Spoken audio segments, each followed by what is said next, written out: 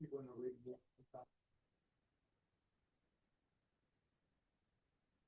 on the top.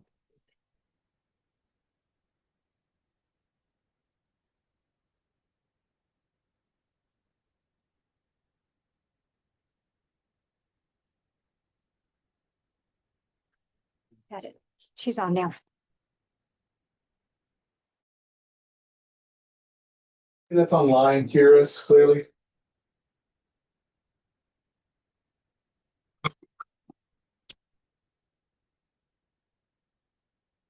Mayor Pro Tem, can you let us know if you can hear us?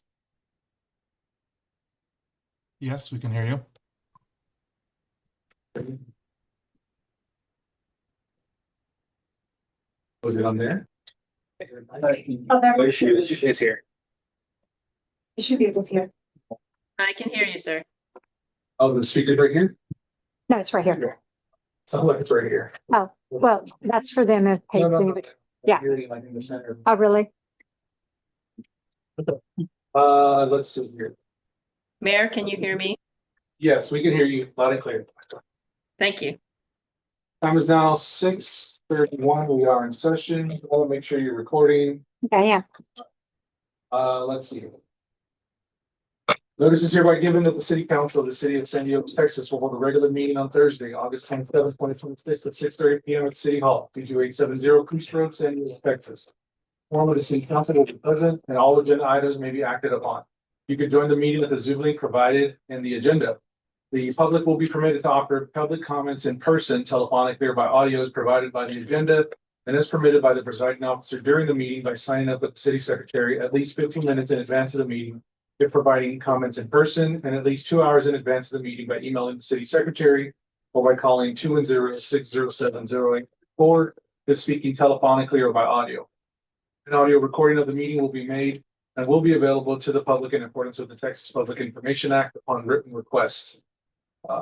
Madam Secretary, may I have a quorum call, please? Yes, Mayor. Alderman Krittmer, Here. Alderman Tremblay, Here. Alderman McNeil, Here. Alderwoman Walker, Here. Mayor Pro Tem Madero, Here via Zoom.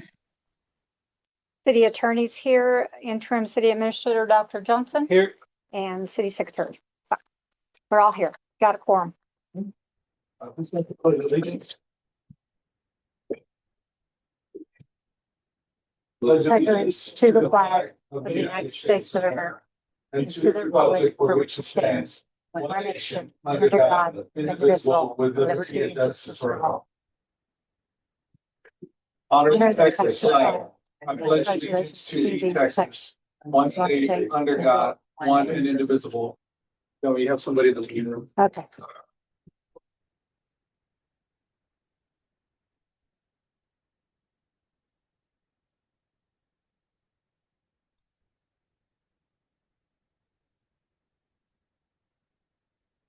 All right, citizens to be heard. People wishing to speak may sign up with the city secretary in the time and manner as indicated above. The time is provided for citizens to address the city council on issues and concerns related to the city of San Diego. Please note that the Texas Open Meetings Act prohibits the city council from responding, commenting, or discussing items or topics during this portion of the meeting that are not included on the agenda. City council appreciates hearing from the citizens and your thoughts and questions are valued. However, civility and a sense of decorum will be strictly followed. All speakers may address their comments to the city council. Speakers shall refrain from public criticism of members of the city council that is prohibited by law.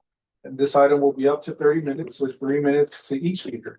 One person may speak on behalf of a group, up to 3 may register on behalf of the group for the spokesperson to be allotted up to 9 minutes. If there are more than 10 speakers, each will be given 2 minutes or 6 minutes for a group's spokesperson. Okay, so at this time, I do have Mr. Jones. You do have the floor is 6:35. That'll be brief. I'd just like to bring something up, and I'm pretty sure y'all discussed junk in properties before. And I might have an issue with the neighbor behind me has dumped probably looks like 2 truckloads of shingles in the back of his property. It just went to my property, just like I'd just like to see the city really get on something and make some kind of ordinance bidding this kind of stuff. Went out there one day and all of a sudden it was there. Trust me, if I'd have seen someone dump it, I'd have lit up like a Christmas tree. But, something needs to be done about it. That's all. Thank you.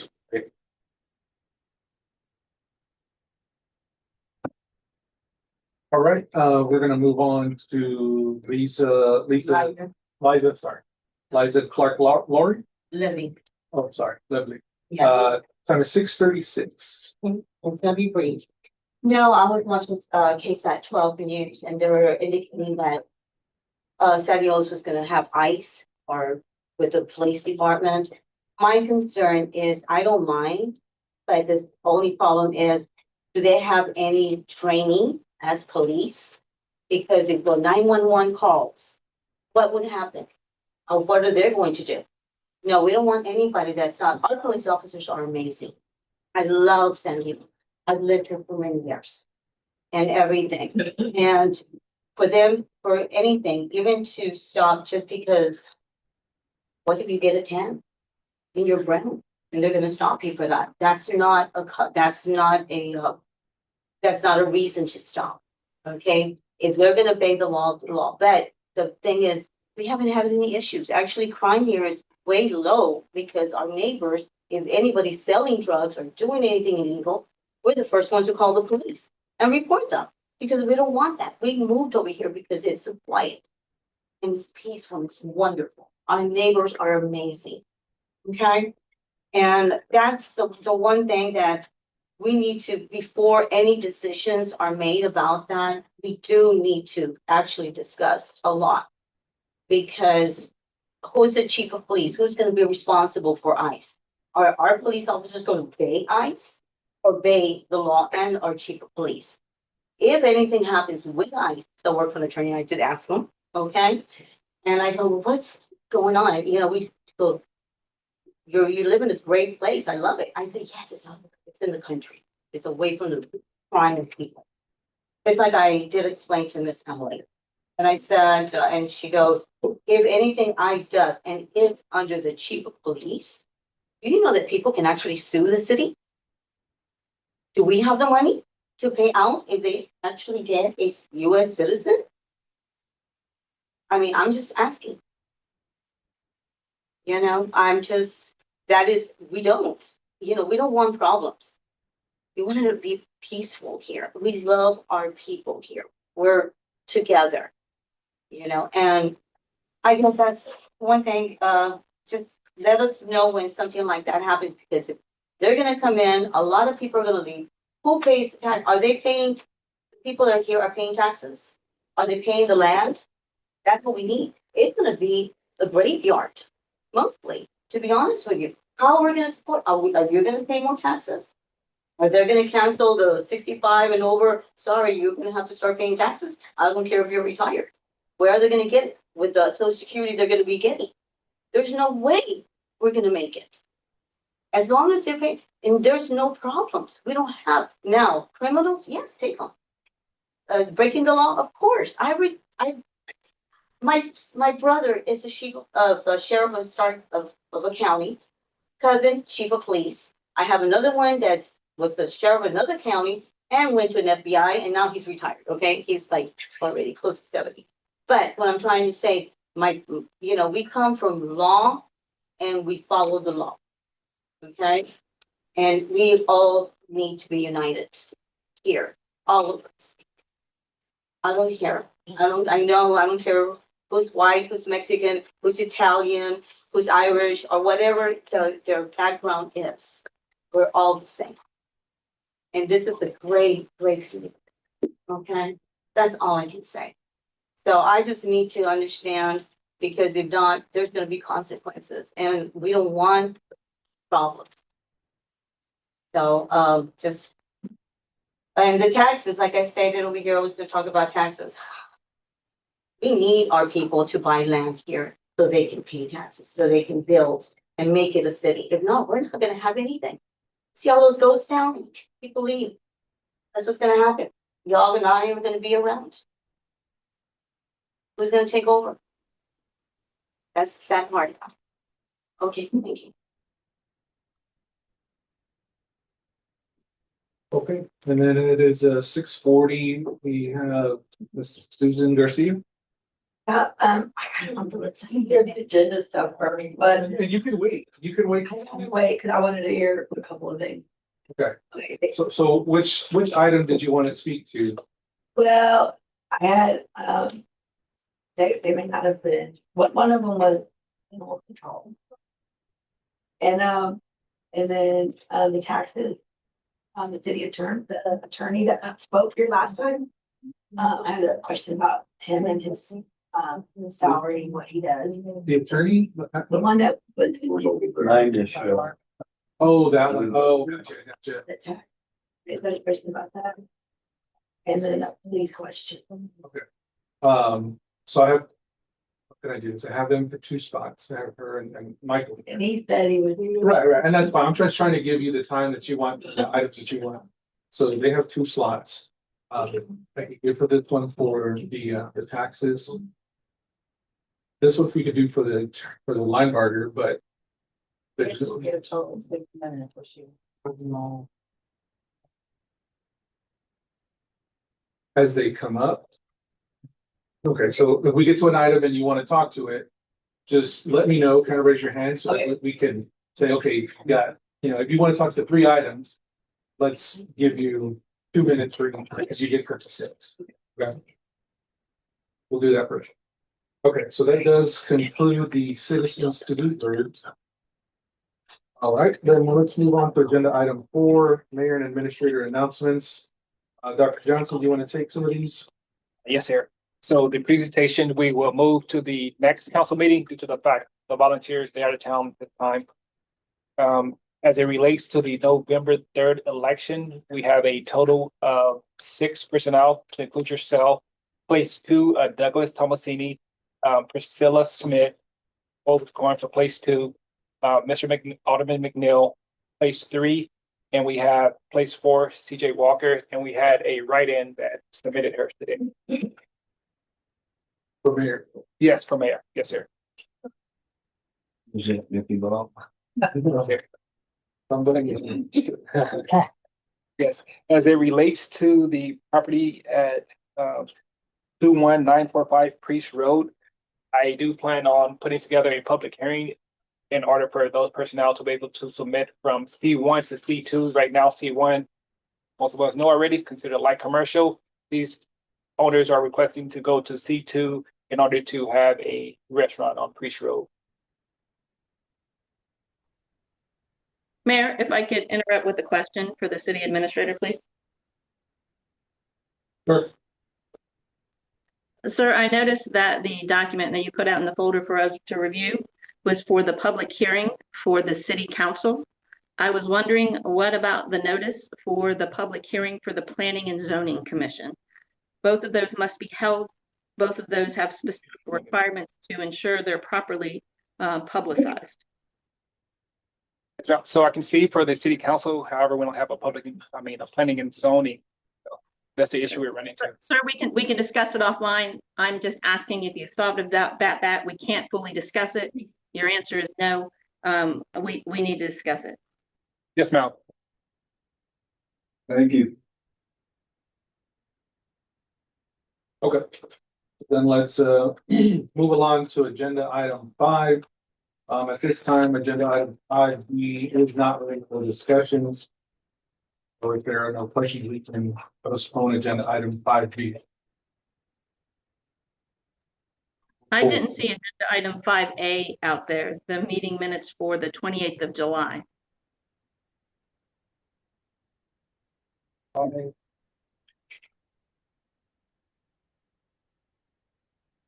You're right, 5A is labeled something else. Correct. The items in the folder are labeled incorrectly, but according to the agenda, 5A is July 28th meeting minutes. 5B is the August 13th meeting minutes. I'd like to pull both of those, please.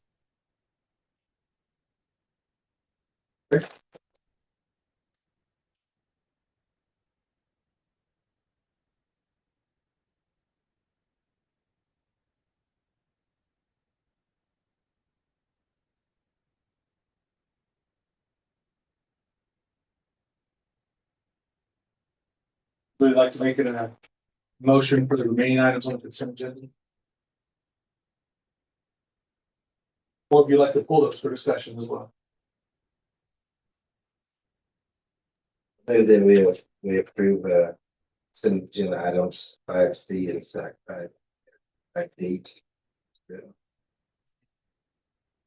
All right, I got a motion from Alderman McNeil and a second from Alderwoman Walker to approve the consent agenda items 5C and 5D as presented. Is there any discussion?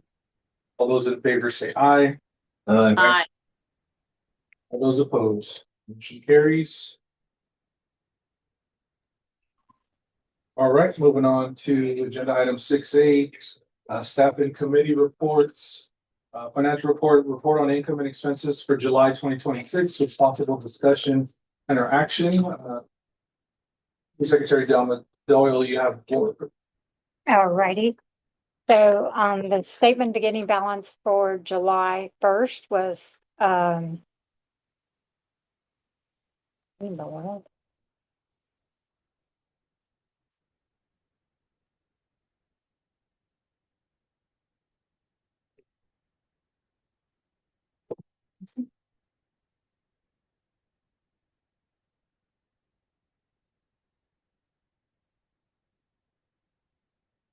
All right, apparently the financial report that's in the file is not the frost statement.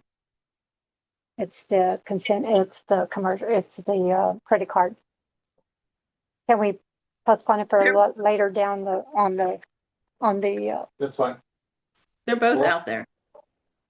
okay, can you pull them up? Yeah, That's not.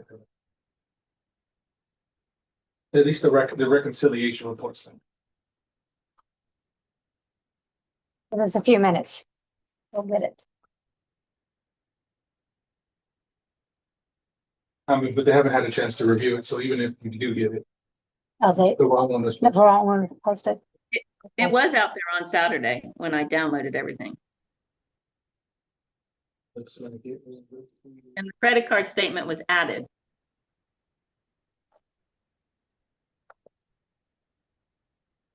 Because I found the credit card statement when I went out on Tuesday.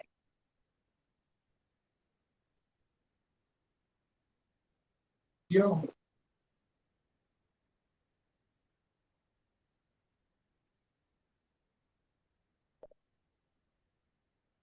Yeah.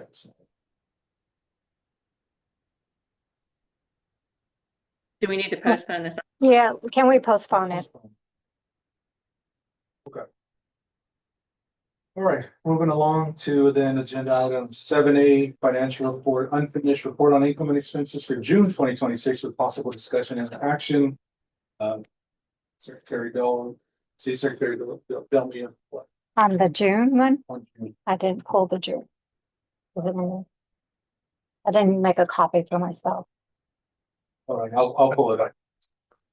So it was out there, Doma. We've had a couple questions on there. And I know you sent me an email and have been able to address the questions, but because they were in open forum, I thought it would be a good idea to go ahead and ask them again so you can provide the answer for the record so they can hear. One Okay. of those questions was why the payments to the city attorney and the city prosecutor exceeded the amount that we authorized on the city council. Yes, ma'am. And that was because I did use the payment program that the city attorney provided. And apparently it charges a $25 fee per invoice. So it brought up the amounts, $25 more per each one. So that one that was $645, it came up to be $670. The other one had, what did I do with it? Was 6,000, was it 6,000? I mean, 5,625? There was $5,640, but the total amount of $5,665 because that one also had a $25 fee. Exactly. So, and then the other question that I had last time was how come there is a credit that says returned item on June 24th for the amount of $9,592.52. So what item was it that was returned? What is this credit? That one, I think it was actual credit for city public service. I did not get a chance to research that. But I'm still researching, but I think that was a payment to city public service that was returned because sometimes the cross-checking.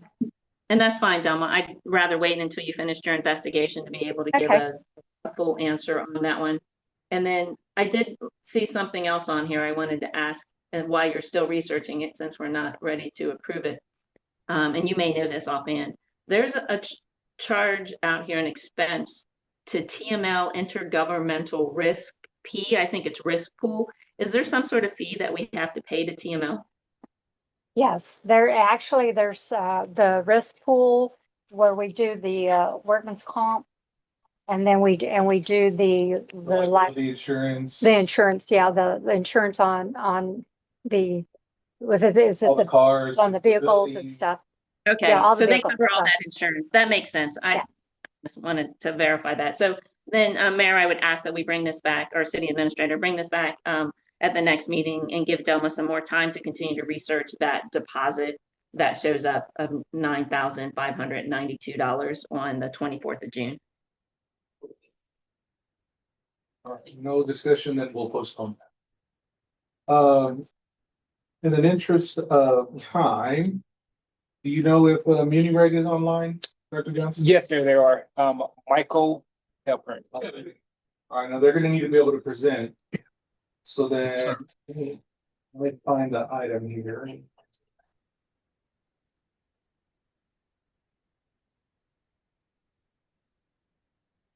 Okay, so then it's now 6:52. We're gonna jump to item 8H.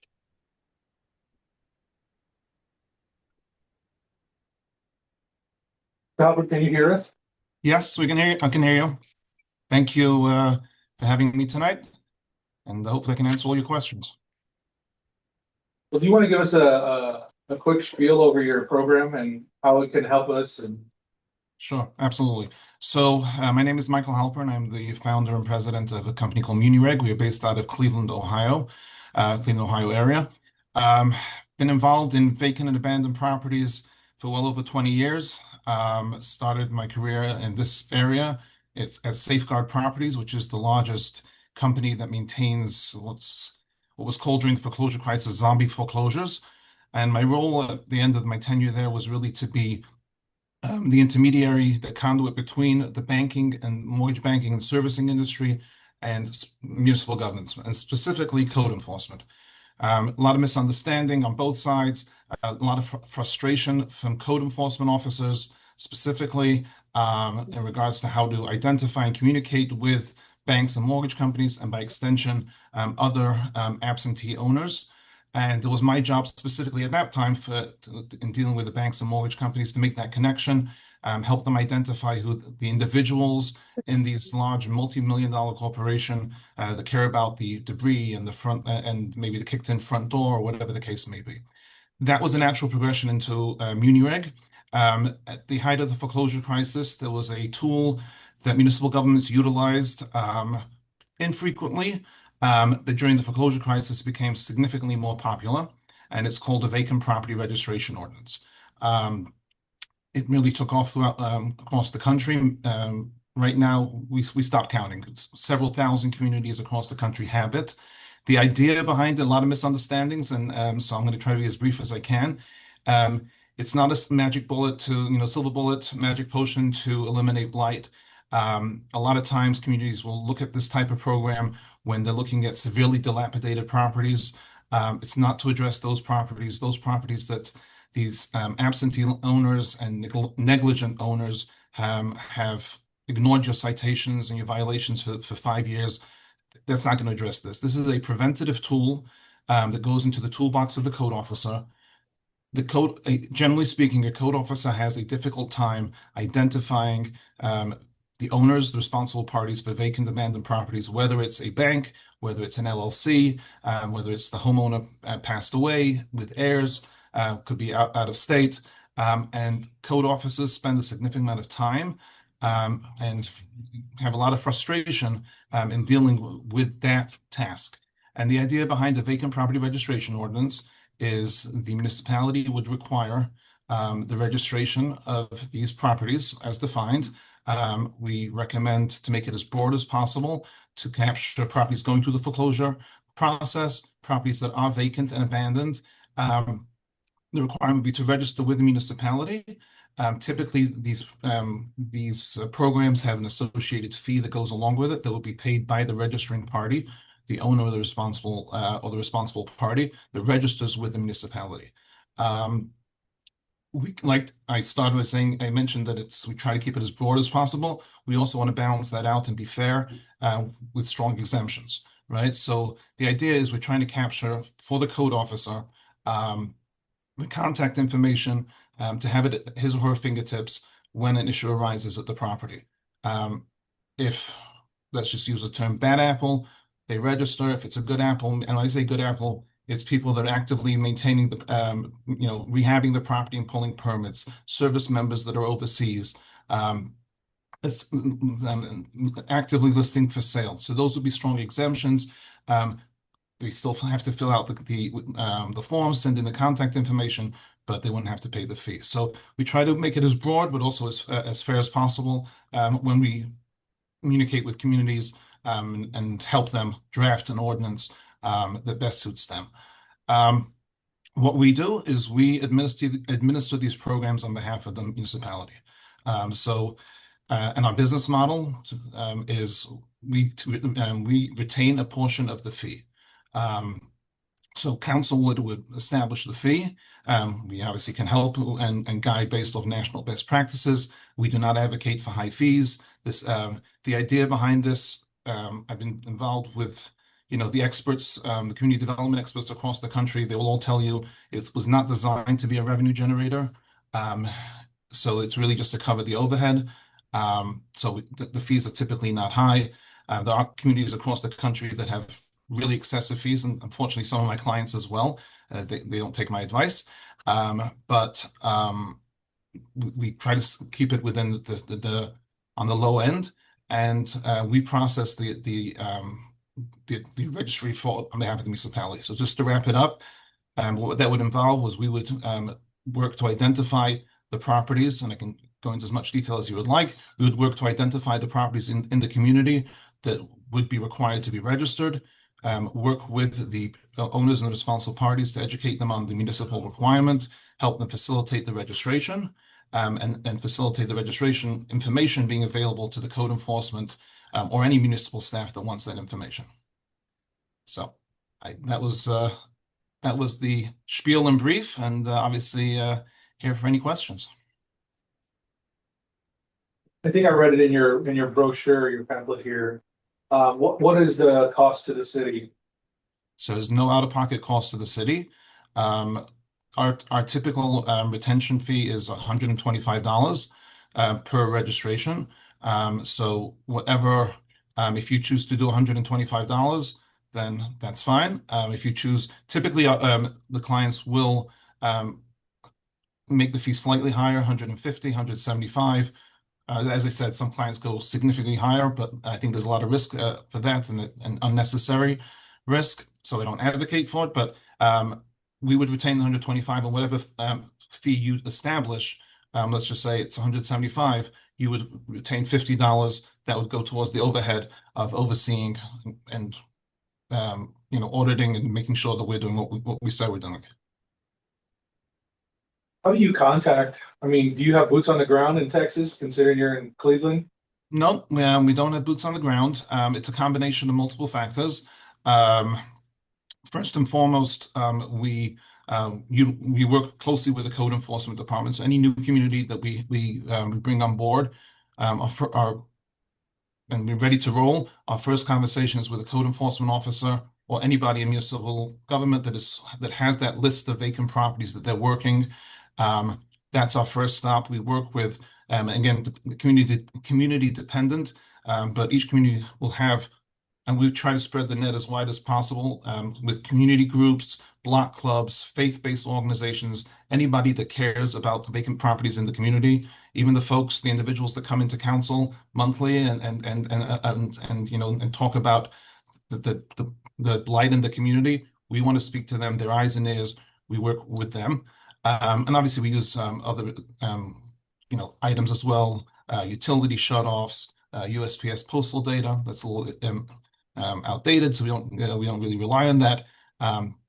So it's, you know, the idea being, as I said, want to spread the net as wide as possible to capture as much as we can. And just to kind of, one thing I neglected to mention earlier, I like to be very transparent. This program, I'm an advocate for this program.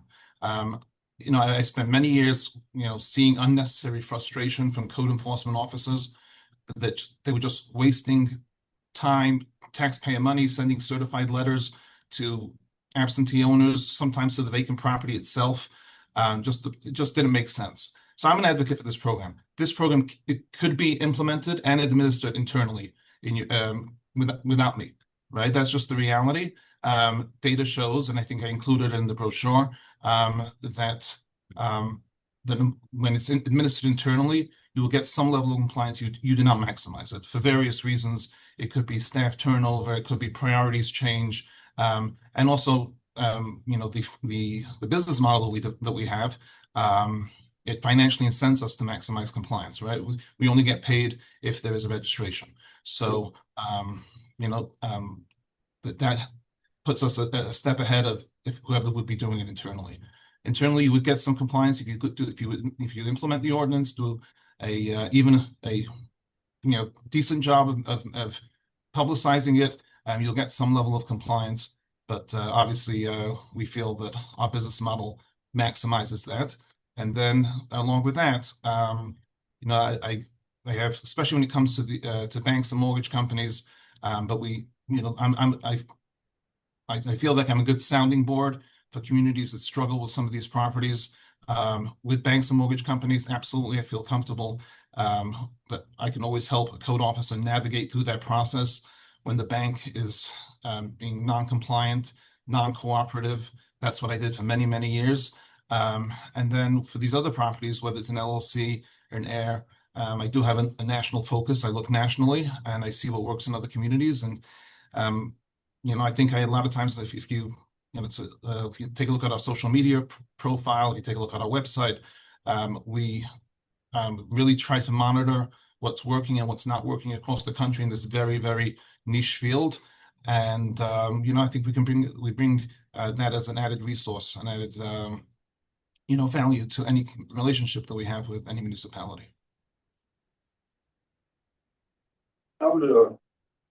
I'd like to get our code enforcement officers' take on this. I'd like for him to look at it, see what his feel is. Also, Dr. Johnson, you put this on the agenda.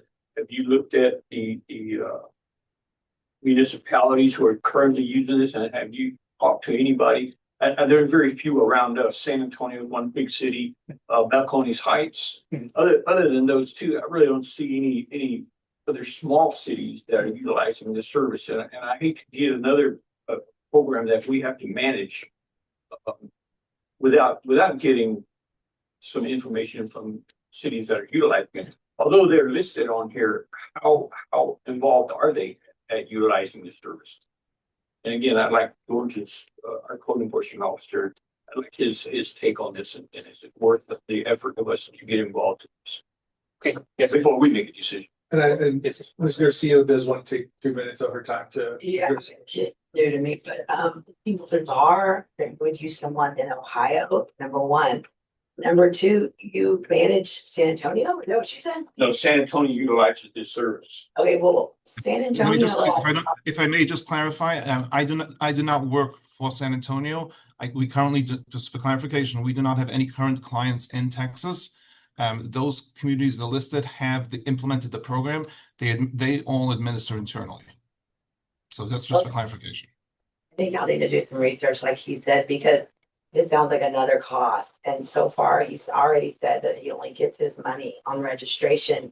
Number one, I I had a property in downtown San Antonio that the house sat for 5 years empty with animals in and out.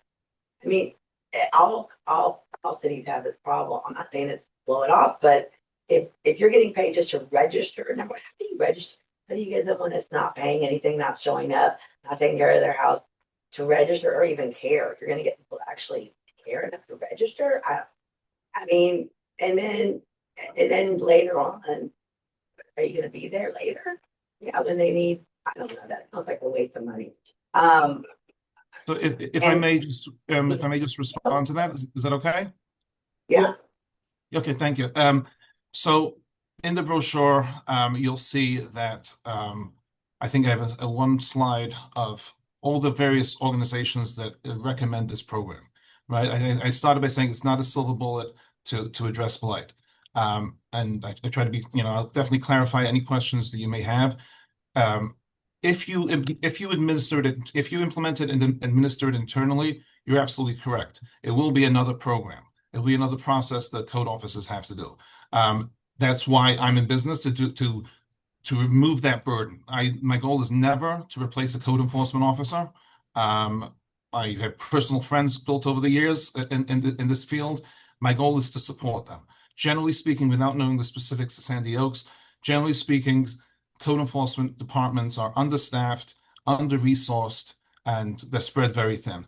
And so you're correct. That property that ignored the property condition is horrendous. That's what the maintenance code is for, right? This is a tool in the toolbox that relieves one burden from a generally overstaffed, overstretched code enforcement department.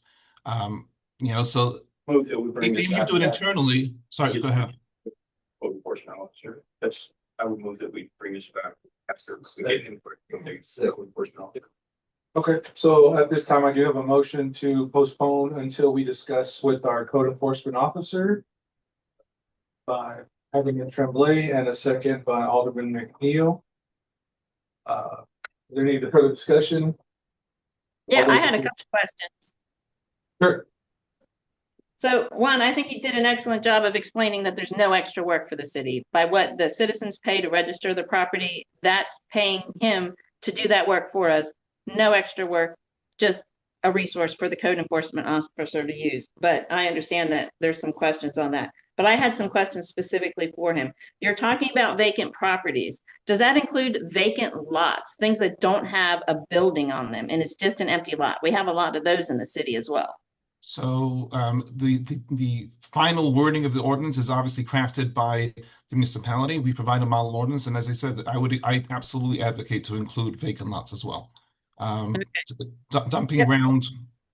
Just wanted to make sure that was an option, sir. And then also the document that the city administrator provided to us also talked about registration of rental properties, but I did not hear you mention that at all.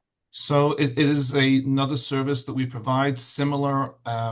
It is more, I'm going to say, more involved conversation because typically with a rental registry, there are communities that have just a registry component. Some have an inspection component as well. It's a different conversation.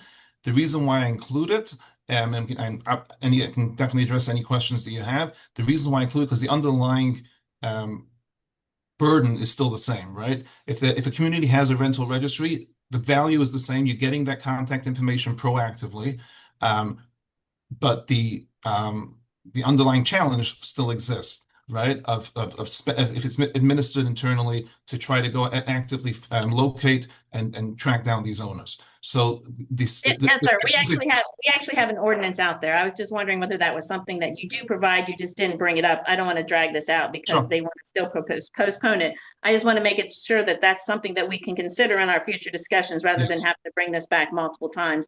I would, if this is something the city administrator brings back for you to talk about rental properties, I would request that before you come back to talk about that, you look at our city ordinance. We actually already have an ordinance related to required for registration and inspections of rental properties that might help you shape your conversation with us when you return. Absolutely.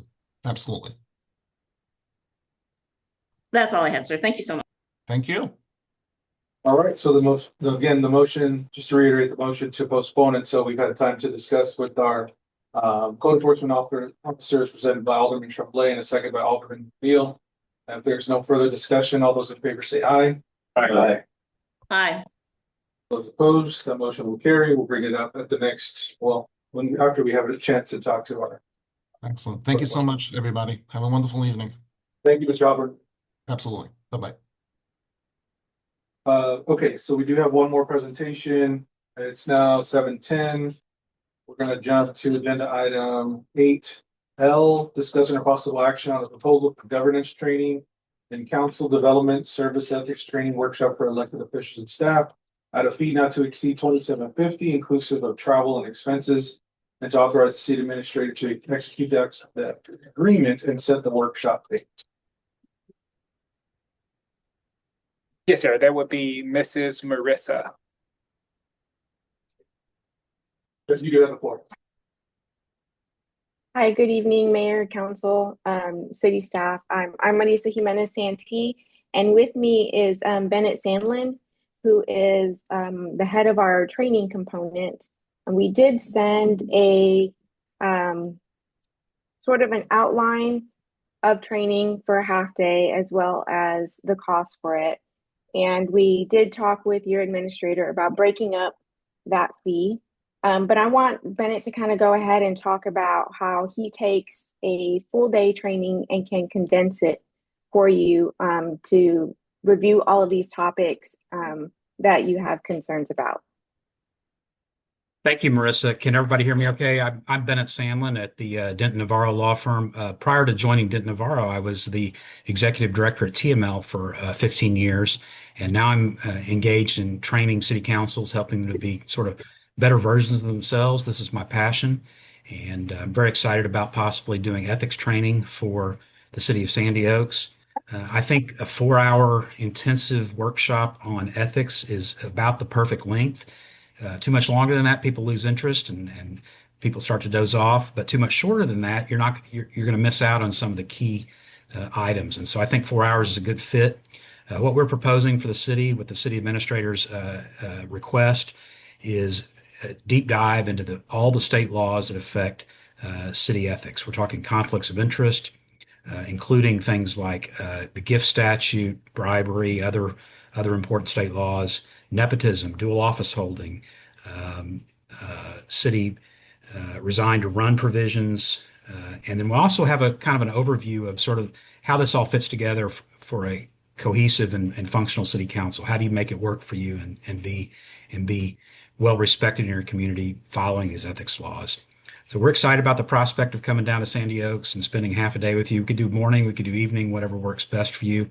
But this is right up the alley of what Denton Navarro is doing these days. We're expanding our in-city training workshops, and I think half a day on ethics is perfect, the perfect length for a modern city council, general law city council, just refresher on all the things that you need to know. And of course, every city council member is an ethical person.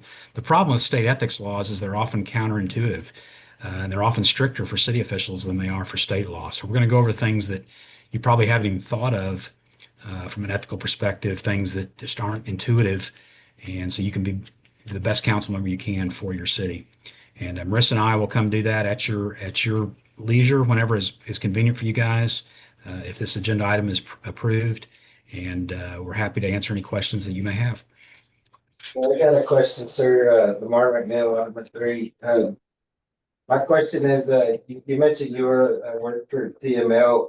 Can you tell me what the difference between your training, that we're looking at $2,700 to do the training, and the TML training where we can do a one-time fee of $25 to get it online, and we can have that training for 60 days. So if we have stragglers that need to come in and take that course, is there something specific that the TML training that we would take online be that you offer that is mandated by Texas that the TML training is not providing?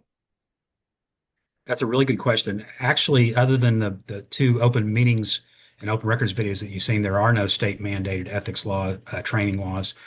What's different between what we do and what TML does is that we come to your city and we customize that training for your city council. So you can certainly go online. I'm a big proponent of online TML training. In fact, I helped create some of that while I was at TML. I think it's super. But what you get from our firm, if you're interested, is in-person customized training for your city. And also at 4 hours, we're going to cover many, many state laws that no other prepackaged training provides. For example, gifting statutes, $50 limits on gifts and so forth. How does that affect a council? How does it affect campaigning for office? We'll also talk about issues about running for higher office. What is your role vis-a-vis state legislators? So it's going to be a little more in depth. It's going to be in person, and we'll be there to answer questions and go through scenarios that you may be facing locally. So it's just a more in-depth, concentrated training in your town, which some councils find useful. But I'm certainly a big fan of what TML offers, and we're not saying anything's wrong with that training, but we're just a little more in depth, a little more personal, and a little more personalized for Sandy Oaks. Does that answer your question, Councilmember? Yes, sir. Can I just piggyback on that, Councilman? I'm the past president of TML as well, and so I was a mayor pro tem of my city, and I served on the EDC prior to that. So Bennett's going to bring all of the legal training, talk about scenarios, but I also get to tag along and have the conversation of I sat in your seat, and I know the kinds of things that you're dealing with. I know what you're dealing with your community, and we can talk about how can we gain public trust, how can we help plan for the city. I think one of your constituents was talking about housing and not wanting the city to kind of just get passed by. And so, those are the kinds of things that we can also loop into all of this training. And since Bennett is an attorney by training, he can answer legal questions along the way as well. Just kind of think on our side of it is that we should give the TML training a shot first. And if we think we need additional training, because I haven't seen the ethics issue in the city yet, as far as I know of, or if there's an ethics problem where you gotta do the hands-on, but anybody else? We do have an ethics ordinance. And so we do, I think we tabled that. Second. Yeah, like I said, Mayor Pro Tem, you got anything? Yeah, I had a question on this. How does this all fit in to the mandatory ethics training that was dictated for all council elected and appointed officials before I was on the council? I haven't seen it yet, so I don't understand how this all fits into there. And I think if we're going to talk about this, we need to figure out how it fits into whatever document the previous council passed to mandate this training, because that may need to be changed. I have no idea what it is. It was never given to me.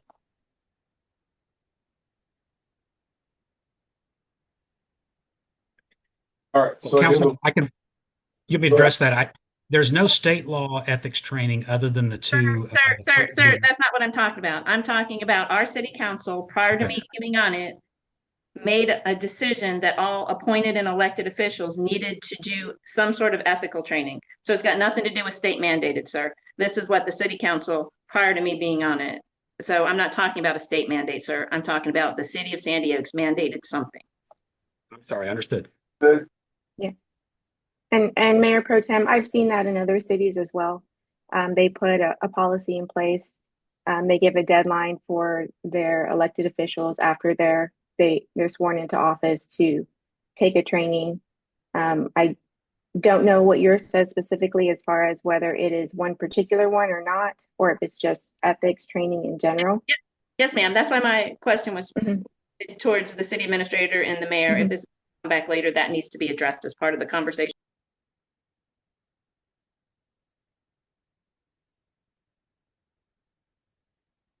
So I'm looking at the policy that we drafted up. Again, I don't know if this is the final one. This is just the one I could find in my email, Mayor Pro Tem, and it looks like it's just an acknowledgement of reporting gifts, like she was talking, like they were talking about earlier, confidential information, things like that. Who it applies to, recusal and disclosure, So it looks like it was just an acknowledgement form, not so much of actual training, but it's a pretty in-depth document that I think. But was there some sort of policy implemented that indicated or required all elected or appointed officials to review and sign that? Because again, I've been on council for almost 2 years now and no one has given that to me. I do recall that it was required. I do too. A training, like an actual. Online, it was online, yes. Okay, I don't remember that, but possibly.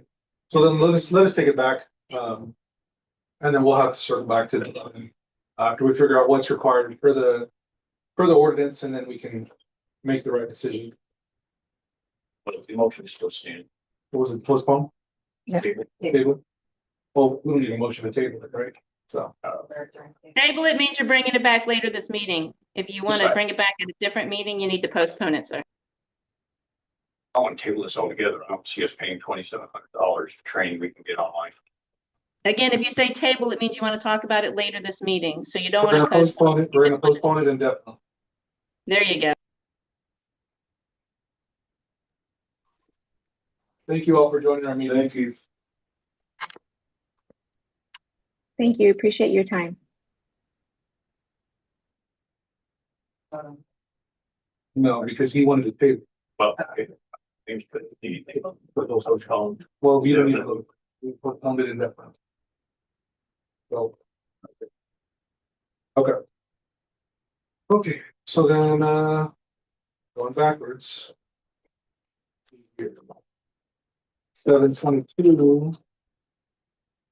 Discussing a possible action on authorizing the interim city administrator to advertise for municipal court judge qualifications through October 2026. John, you have the floor. Yes, sir. The RFP's already been approved. Just want to know if we can get your permission, the council permission to advertise it. Which agenda item did we go back to? Yeah, where are we at? 8D.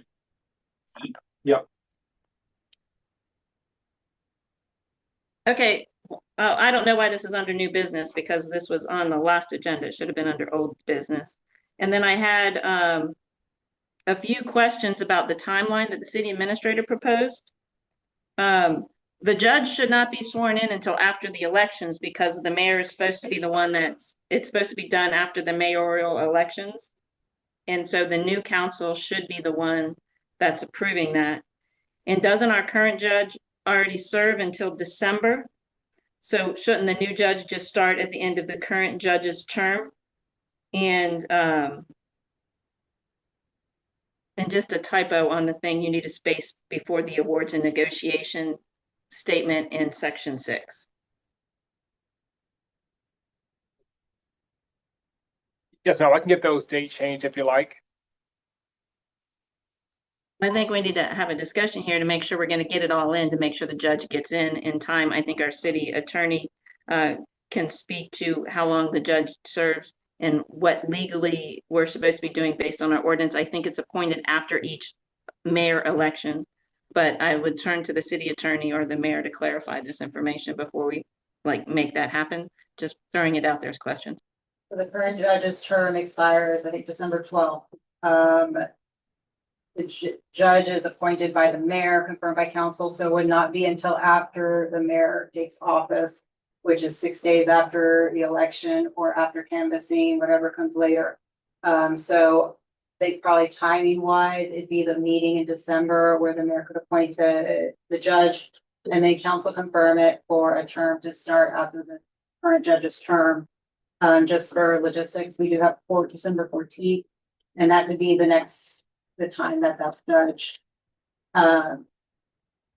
serves, I guess, presides over. So you said 6 Our days. December meeting would be the 10th. Would that work for this timeline? Yeah, you could appoint the 10th, but his term would not, his or her term would not start until after the expiration of the current judge's term. By statute, he serves 2 years. Couldn't we do it all on November 12th? Um, Because that would have been 6 days after. You could do that if you have the canvassing, you have the election results by that time. Sometimes the elections department does not have it. So there may need to be a special meeting, and to canvass, you only need 2 aldermen to canvass, so it may need to wait until this. But to answer your question, we can't. Then, yeah, It can happen December 12th, it can happen, especially after that. Does advertising still need to go out prior to the? Well, it's not required that you issue an RFQ for a judge, but that is what, so yes, it would need to go out to, I guess, to get applications, but it's not a requirement. I have no issues with or questions about the dates he wants to advertise it, and also delaying the decision until the December 10th meeting also allows whoever is on the city council after the election more time to review all of the responses to the RFQ to make an informed decision. Are we required to go to put out for qualifications for a new judge? No. I mean, I If don't the see what this judge has done incorrectly or wrong, or whatever you want to call it, to where we're gonna go out and seek qualifications. If he's done his job fine, he has no complaints, then we just go back to the board and renegotiate his contract to reduce his health plan, so we're not paying for health, because I think that was one of the issues. And then put some actual limitations on the contract to say, this is what we're gonna pay, this is what we're not. This will effectively save us a whole bunch of time. Have we had a discussion with the judge and see interested in staying? Yeah, he is. I've talked to him now. He did ask for help, but I mean, if that's not a part of the deal, it's not part of the deal. But he is. But the RFQ will also give us the opportunity to get more options. And we couldn't always just choose to go with him, but it's whoever the mayor is after the election is the one that, and that city council that's going to be making that decision. And do we not want to give them the option to pick someone else if they want someone else? Because waiting until that election, it's going to be too late to send the RFQ out. I mean, fair enough. Current judges, it can definitely submit something, but we haven't had a contract or anything. So this would be an opportunity for him to tell us what he wants. And for other judges, we can see if there's even any other options. I mean, maybe no one wants to come down to Little Sandy Oaks, but we don't want to get to the new city council and have members that would like to take a look at what other options we have in the city. So, and I have had comments from employees about cases getting thrown out or not, people not getting fined after they do the work to do the paperwork. I haven't heard any complaints from the citizens about the judge. They're just complaining about having the ticket in the first place. I don't know about any other council members. I think there's gonna be arguments from all employees about that, because they do work hard on their cases, but if the case is not gonna fly. I'm not saying anything about whether what they said is right or wrong. I'm just saying that's all I've heard because you asked that question. I'm saying I haven't heard anything from the citizens other than they don't like the ticket in general.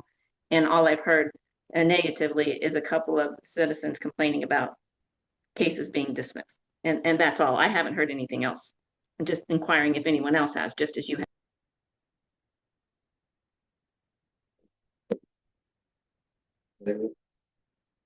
If there's no further discussion, then I move that we authorize the interim city administrator to advertise for municipal court judge qualifications through October 26th with the amendments to the document that Mayor Pro Temp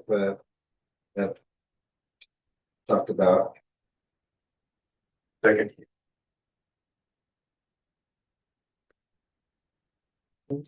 So I have a motion from Alderman McNeil and a second from Alderman Tremblay to authorize the interim city administrator to advertise for the municipal court judge qualifications through October 2026 with the amendments mentioned by the mayor pro tem. Is there any further discussion? Those in favor say aye. Aye. Aye. All right, that motion will carry. All right, moving on to E, discuss and possible action on approving a resolution and information technology contract with Felipe Hernandez Jr. Johnson, you want to talk to this one? Yes, sir. So a contract has been created. However, Mr. Felipe is still looking over it. Hopefully we can get it signed as soon as tomorrow and him starting on Monday. I am a little concerned that you signed it before we said it was good to go, but I'm not sure exactly what our motion was last time for you to go work the contract. I have no questions about the contract, though.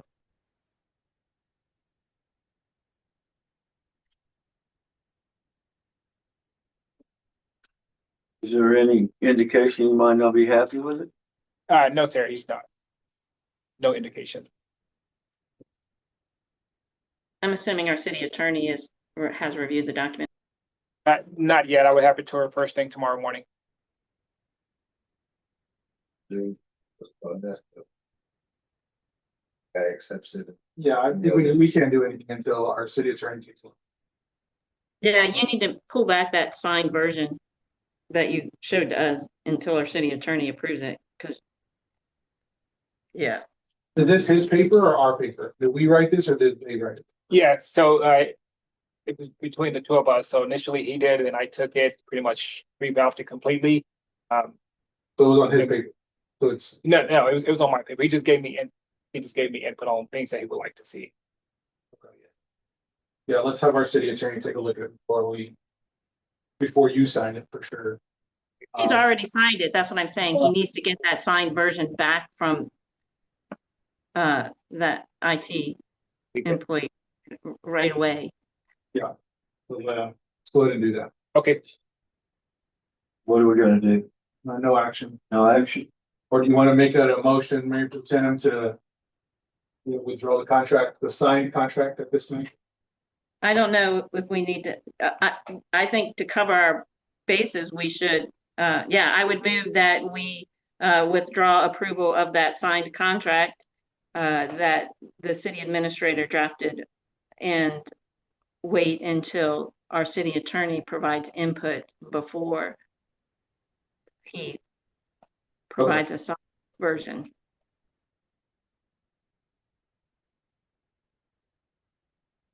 Already got a motion by our Mayor Pro Tem and a second by Alderman McNeil to withdraw the signed contract from Felipe Hernandez at Information Technology. Any other further discussion? Not all those in favor say aye. Wait, but again, it's until the attorney reviews it. So if the attorney reviews it, then I want the city administrator to be able to sign it and send it back.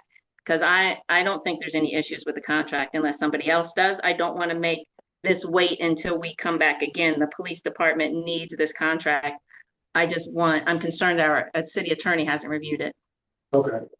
And you did say that. So let me restate the motion. So the motion by the Mayor Pro Tem, seconded by Alderman McNeil, is to withdraw the signed contract until after the city attorney has had an opportunity to review. And if and when it's reviewed and approved by them, then we authorize the city administrator to finally execute the contract. Yes, sir. All those in favor say aye. Aye. All right, that motion will carry. Let's move it along. Where I go back to section 7. Of the contract? No, unfinished business, Uh-huh. B, C, and D. B, C, and D? Oh, Yes. you're right. Well. Okay, so then. All right, so let's move to agenda item 7A.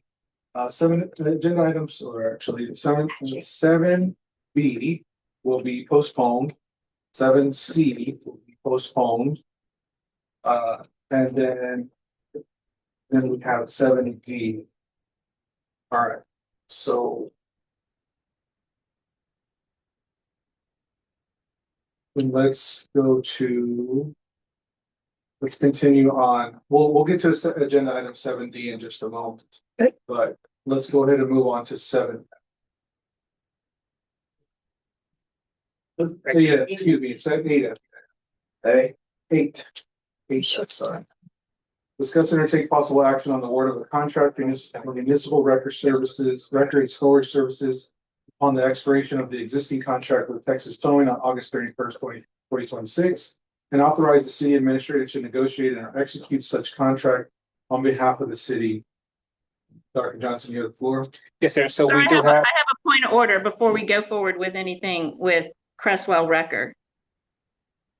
So I don't think the city council can legally consider this because Crestwell Record was not part of the original proposals that we reviewed when we made our selection.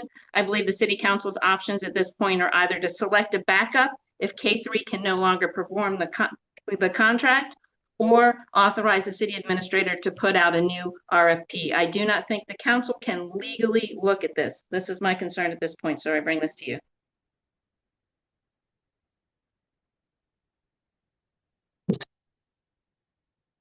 Attorney, you have anything to weigh in? Oh, I agree. Feelings was a legit offer, at the time, and they were the ones that originally presented the fact that, not Kate, the one before them didn't have that one, sure. They submitted an offer off that. If you want to consider that, or do we want to go?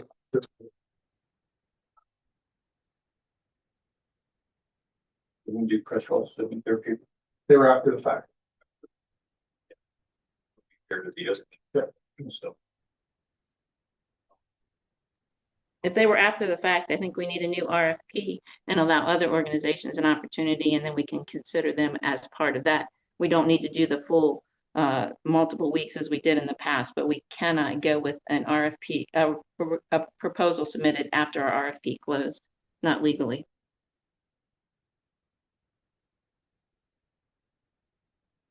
So then let's just go month to month with Texas Towing for now until we can figure that out, but. What do we want to authorize the administrator to do with this? So I would move that the city administrator speak with Texas Towing about moving to a month-to-month contract until such time as we can figure out the RFP process. Second.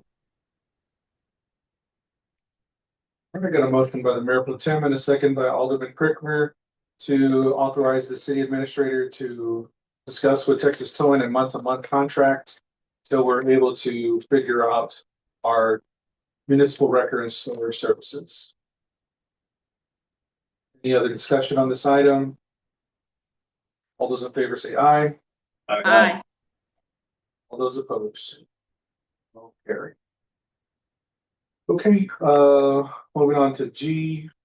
8G, discuss and take possible action on authorizing the city administrator to advertise a request for proposal for municipal solid waste collection and disposal services upon expiration of the existing contract with Waste Connection on the TML website and the city website through October 2026. Is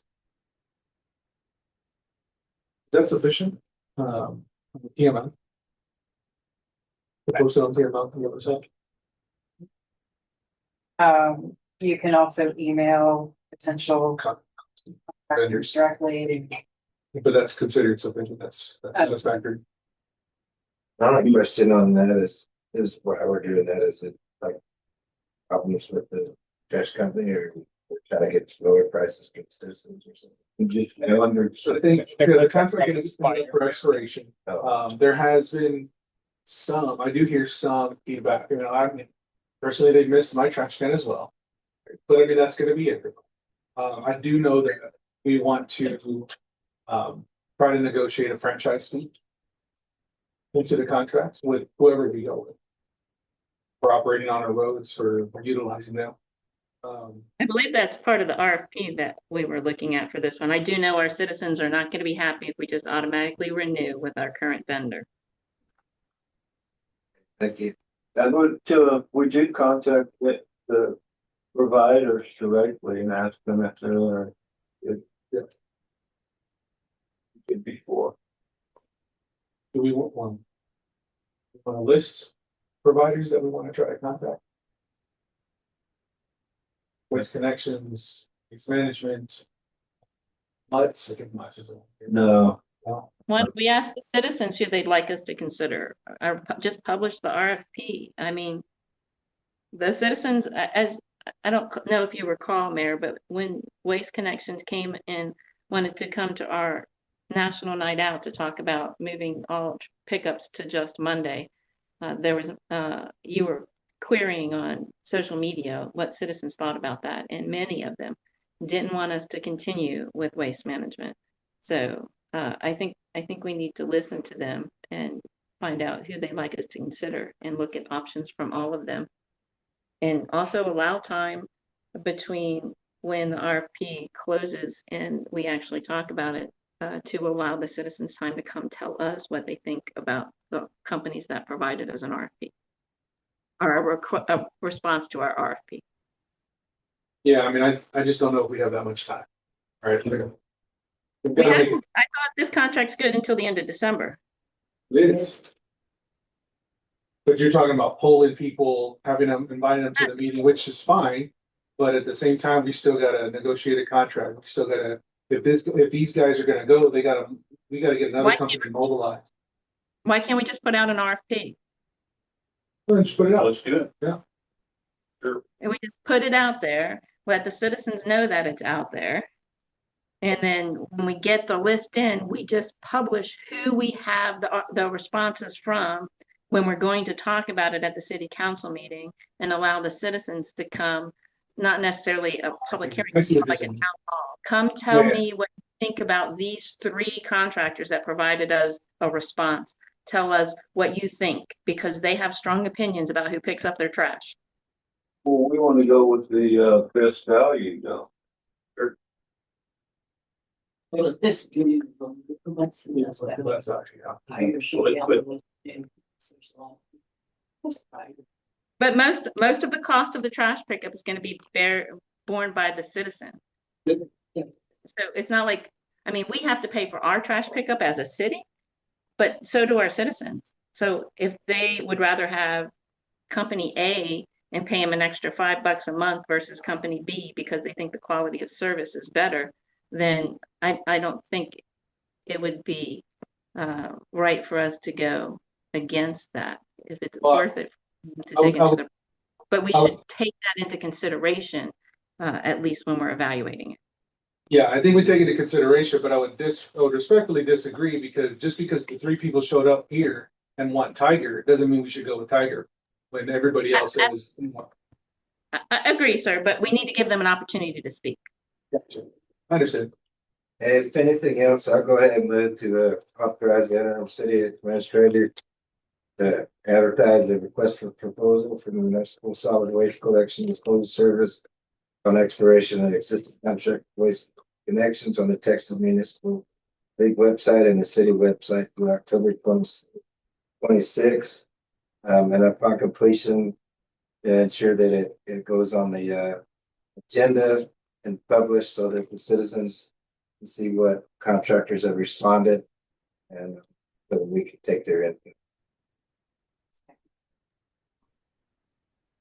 We got a motion by Alderman McNeil and a second by Alderwoman Walker to authorize the interim city administrator to advertise for a RFP for municipal solid waste collection and disposal services upon expiration of the existing contract with Waste Connections on the TML website and the city website through October 2026. And upon completion of the RFP to post it in the following regularly scheduled agenda item. Any further discussion on this item? Yes, Not all my this- concern is I don't see the RFP in the folder. So Yeah, we're authorizing him to release something we haven't seen. I thought I'd seen it in the past. I see the memo where he's talking about the dates, and I don't like the date. He scheduled it for the 6th of October, which I think is not enough time for us to look at the RFPs. But because it's only like 4 days after it closes out. But I don't see what where the RFP is. So you want me to amend my motion that authorize him to draft and provide the request for proposal? I'm just starting conversation. I would like to see an RFP rather than just allowing the city administrator to write something and sending it out without any input from anybody. Whether that's a select few or he brings it back to council. I'm just throwing it out there that it shouldn't go out without someone reviewing it because it's not here for us to look at right now. There was a complete RFP draft that was presented to council a few months ago. Yeah, sure. The motion was to bring it back to the second meeting in August. So the need to redraft, I don't think is necessary, but to at least see what the final version is, council wants to see it. I have not been. the city administrator has. But also not voted on any changes or to the RFP at that I time. think it was just postponed. Yeah, it's just supposed to be brought back. So we're gonna have to bring this one back. Because we need to look at the RFP in depth before we can. vote on it. You want to withdraw your motion? Yeah, I withdraw my motion. Can you agree to withdraw? Can you agree to withdraw? Yes. All right. So that at this time, no action is to be taken, but we will we will actually bring the RFP to the next regularly scheduled meeting.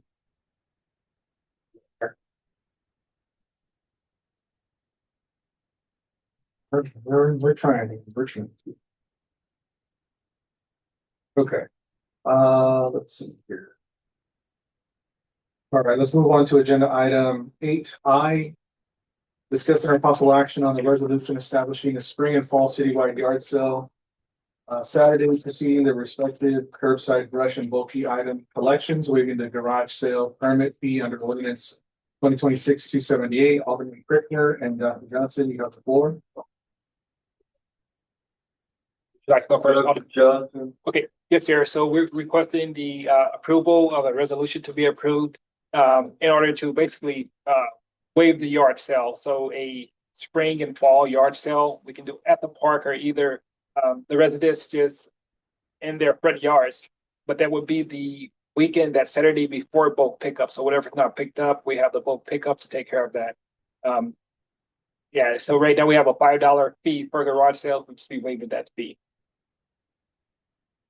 The resolution that goes with that, or it's just a memo? It will have to be a new resolution.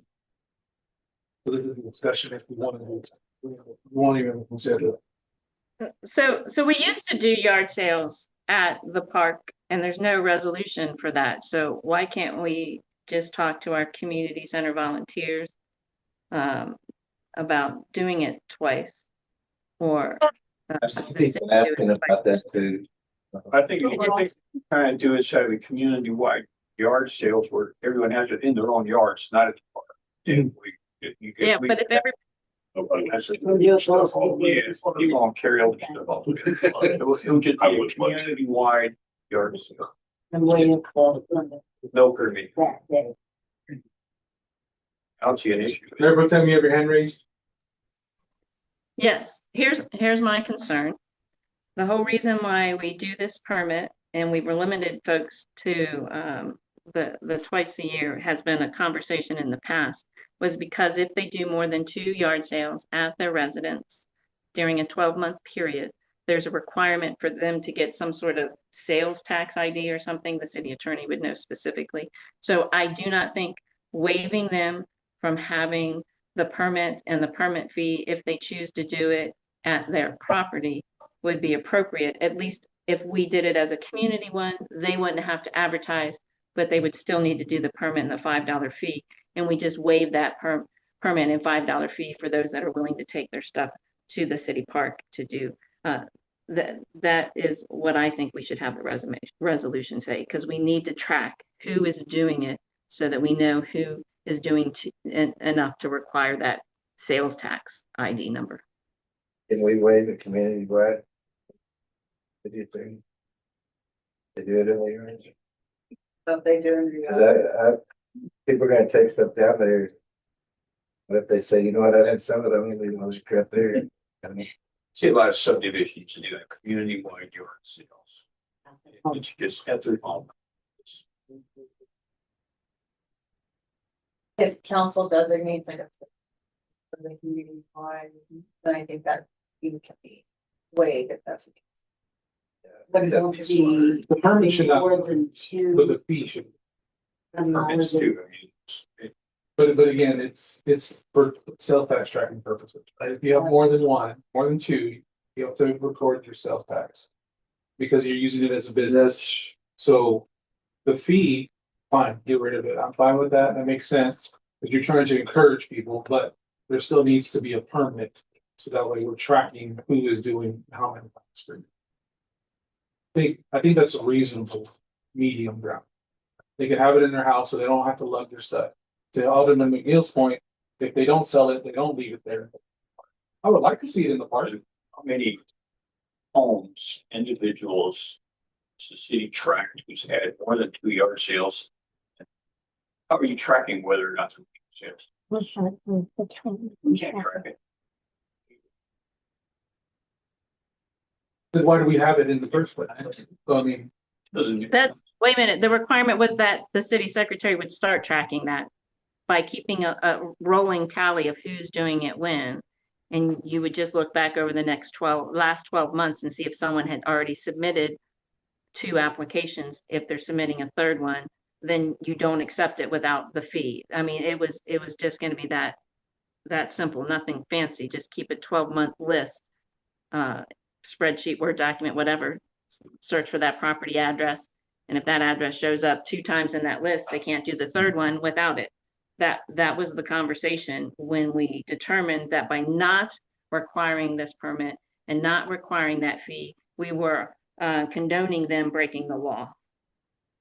So then we'll do like the mayor said, that's waive the fee, they can come pick up the permit for free. And then push forward with the resolution to let everybody know, hey, this is what we're gonna do. Drive still. Have we determined who's gonna run, who's gonna run the community center, the city park portion of this, or are we not gonna have that as an option? I haven't seen the resolution, I always thought it was small memo there, man.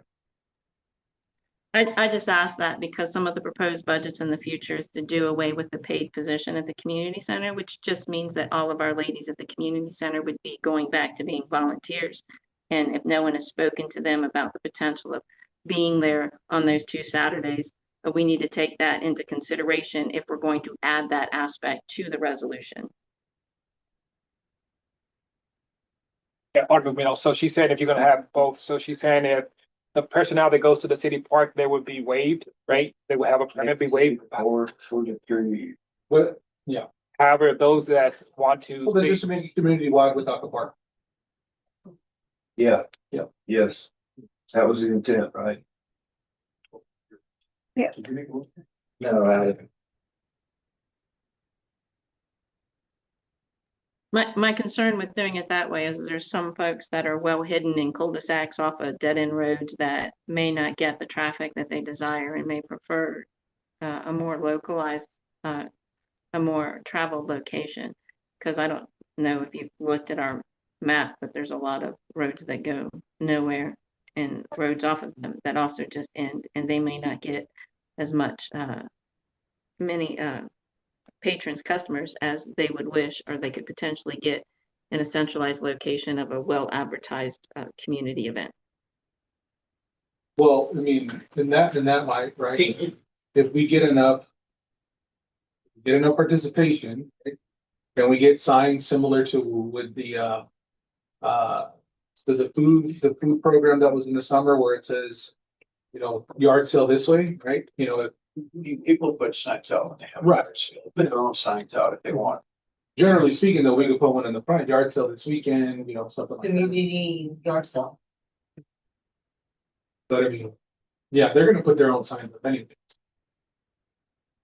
Whether there's an ordinance against it or not. Whatever the other.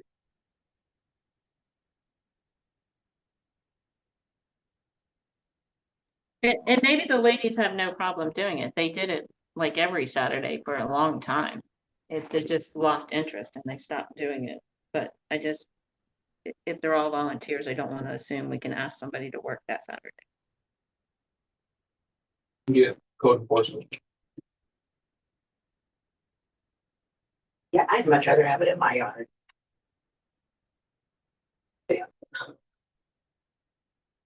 I think the medium ground here is a motion to waive the fee, require the permit for yard sales at their home.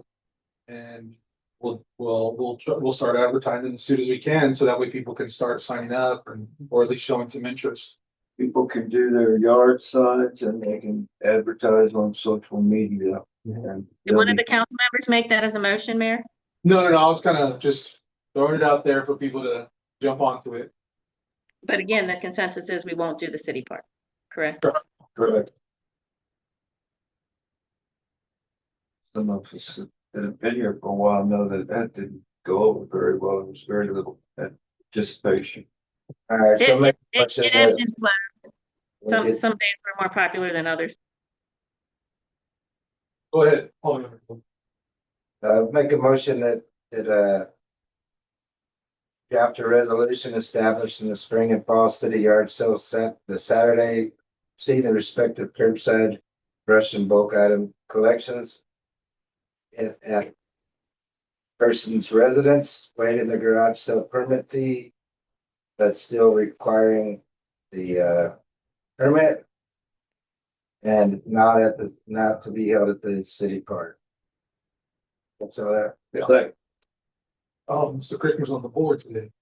All right, I got a motion by Alderman McNeil and a second by Alderman Crickmer to have the city administrator draft the resolution establishing a spring and fall citywide yard sale Saturday preceding the respective curbside brush and bulky items collections, waiving the garage sale fee, not the garage sale permit. To be had at their place of residence, not the city park. Any other questions? Yes, sir. Yes. Just want to clarify, based on the way that's stated, it sounds like this is not just the next two events. This is going to be recurring and will stay in existence until the city council decides to terminate this resolution. Is that correct? Correct. All right, thank you. All those, any other questions? All those in favor say aye. Aye. All right, that motion carries. Moving on. Did we do item 7D, 7 Delta? We have not done it. Okay. You wanna jump to it? No, I just wanted to make sure because we've kind of jumped over a little bit and I've been trying to listen and take notes and a little hard sometimes. I have no problem with you continuing as you wish, sir. Just wanted to make sure. Okay, no, all right, no good, no, all good, all good. Let's see here. All right, discuss or take possible action on agenda item 8J. Discuss or possible action on amendments to the personnel policy, section 19, travel policy addressing training approval, mileage, meal reimbursement, and personal vehicle use. Dr. Johnson, do you want to take on this one? Yes, sir. There are amendments that we're asking to be made to the policy, travel policy, due to the fact that personnel are getting paid for traveling within the city limits. That's one of those, as well as meals, making a change to meals. So meal reimbursement applies to overnight travel only. Same day travel is excluded. Employees must elect per diem or receipts. This is to save the city money, and everything's in your folder. Some of those things that we're looking at making changes to. You guys can read over those. Let me know if you have any questions. So this was based off a recent event. So my issue is on, so travel within San Antonio or the general region, let's just call it San Antonio. That I don't believe that should be paid for by the city, for when going to training because it's local. If you want to take it as far as take your drive from your home to the office, to San Diego's office, say it's 20 miles, that's your commuter deduction. Anything after that, if you have to go 25 miles and it's 5 more, we'll pay for that. I think that's a fair commuter deduction. As for meals, same day travel, again, within the San Antonio region, I agree. However, if it's drive to Austin for a training, that's same day travel. I think we should pay for your lunch at least. If you have to go to an evening training or whatever it is, or you're gonna be there till the evening, I think we should probably pay for your breakfast, lunch, and dinner if you had to leave early. Those are just my opinions. That's how we do it in the private sector. I know that's not this, but I think it's a fair accommodation for sending people to travel. I know another section that we talked about is personal vehicle use. If city vehicles are not available, then yeah, personal vehicle use makes sense. However, you'll still have that commuter deduction. So, you know, if you go 25 miles and then again, your commute to Sandy Oaks is only 20 miles, we'll pay you the 5. That's again, my thoughts on that. Bless you. Thank you. Those are my comments. So you wanna? What do we pay for tomorrow? We pay the IRS rate 72.5 cents per month. It went up in July. 76 cents. now? 76. 76 cents.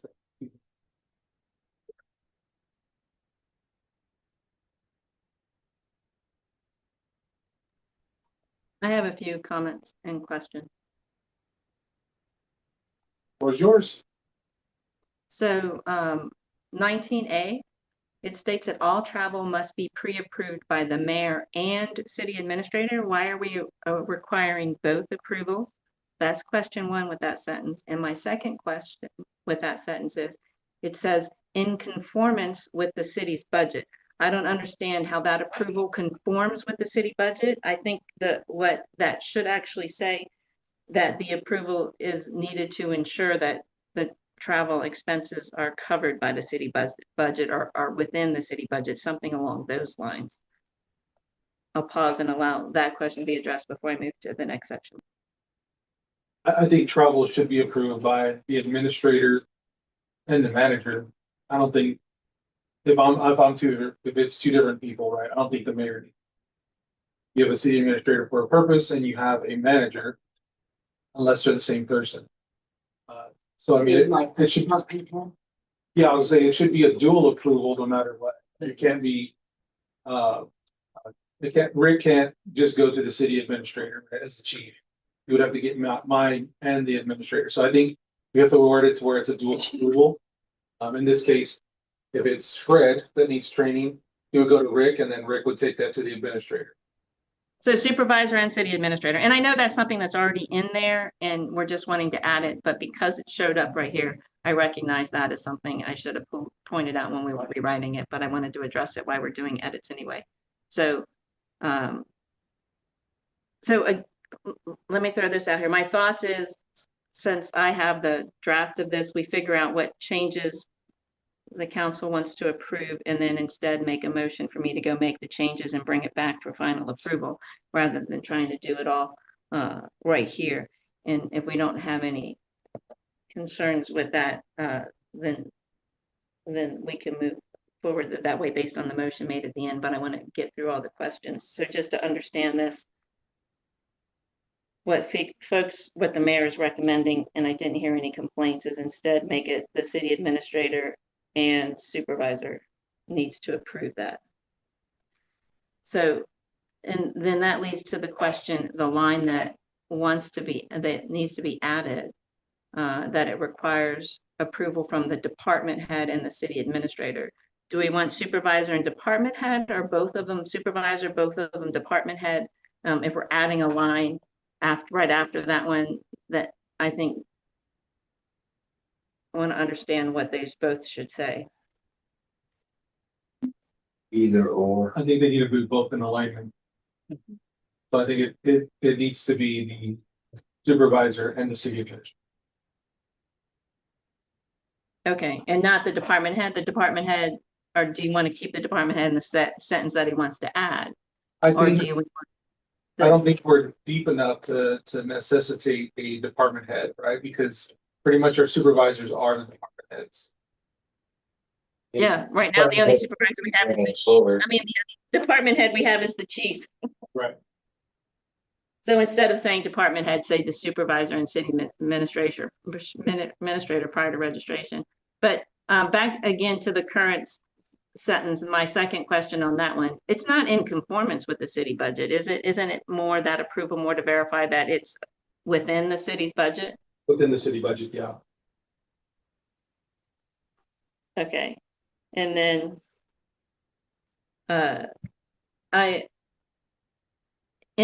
being with the federal government, that's the thing that the mayor mentioned in terms of if you're doing local travel and your commute to work is 10 miles, but your commute to the local training or local place that's been approved is 20 miles, you would only be reimbursed for that additional 10 miles. And so I think that's a good idea. What about the rest of the council in terms of updating section 19B to specify mileage exceeding the normal commute as determined by what, Google Maps? Or just make a standard commuter deduction of 20 miles. Everybody has the same 20. Well, what if someone lives in town, for example, Cassandra, and her commute to work is 2 miles because it's 2 miles all the way to the back of town. But she needs to drive all the way up into San Antonio. We're now having her drive further than she usually drives to get to work, but you're still making her do that 20-mile deduction. So what if you say shall be reimbursed the current IRS mileage rate for each mile traveled from City Hall? But if it's local travel, it should only be that which exceeds their normal commute. Is what the mayor was saying and what I agree with. Is the point I'm trying to make. Because if someone lives in town, and then we're not going to make them drive to City Hall, but if from driving to town to City Hall takes them 10 miles and their training is 5 miles down the road, they don't get any kind of compensation. But if their commute is 12 miles, they can get compensation for that extra 2 miles we're making them drive. And I can word that in there appropriately if this council agrees. And again, I'll bring this all back for you to take a look at. Does that make sense? Or am I just talking in circles? That makes sense. It's like DTS kind of familiar with it. Exactly. Yeah, you know DTS. So does anyone else have any concerns with me drafting that and bringing it back? No, no concern. Okay, and then the next item, we want to add a replacement statement that says employees must elect per diem or receipts, not both.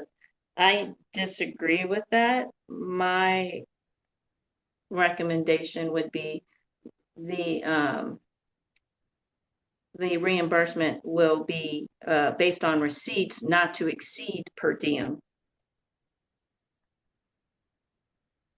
Yeah, money saver. Yeah. So they would have to go to the GSA, determine what city they're traveling to, near city. That would determine what their reimbursement is. Okay, I think that was the mayor that spoke. Does anyone on the council have any objections to me incorporating that? No. Again, I hate not being there so I can see the looks on folks' faces because I can tell what they think of everything. And then We're smiling. We're all smiling. Well, happy grief.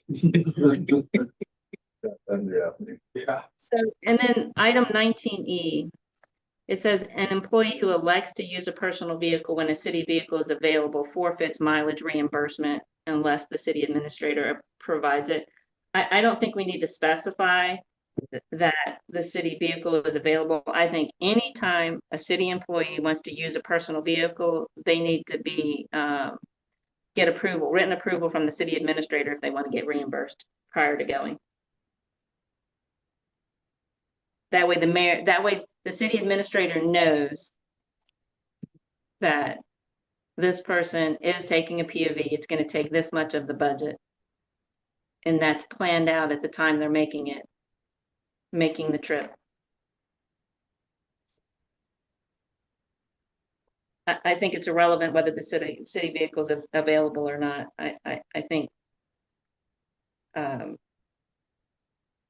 if the city vehicle is available, do we still want to force them to use the city vehicle?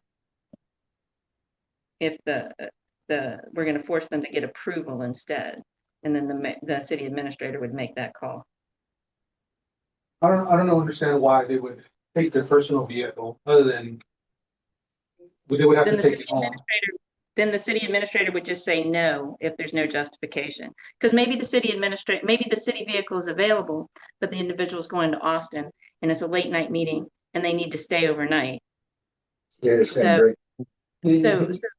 So just because the city vehicle is available for them to take it, maybe the city administrator doesn't want it gone overnight and wants it there just in case it's needed and is going to opt to give the person approval to take that personal vehicle as an example of a time the vehicle is available, but city administrator chooses to approve it. It shouldn't be the case all the time, but written permission is required, period. Yeah, I agree.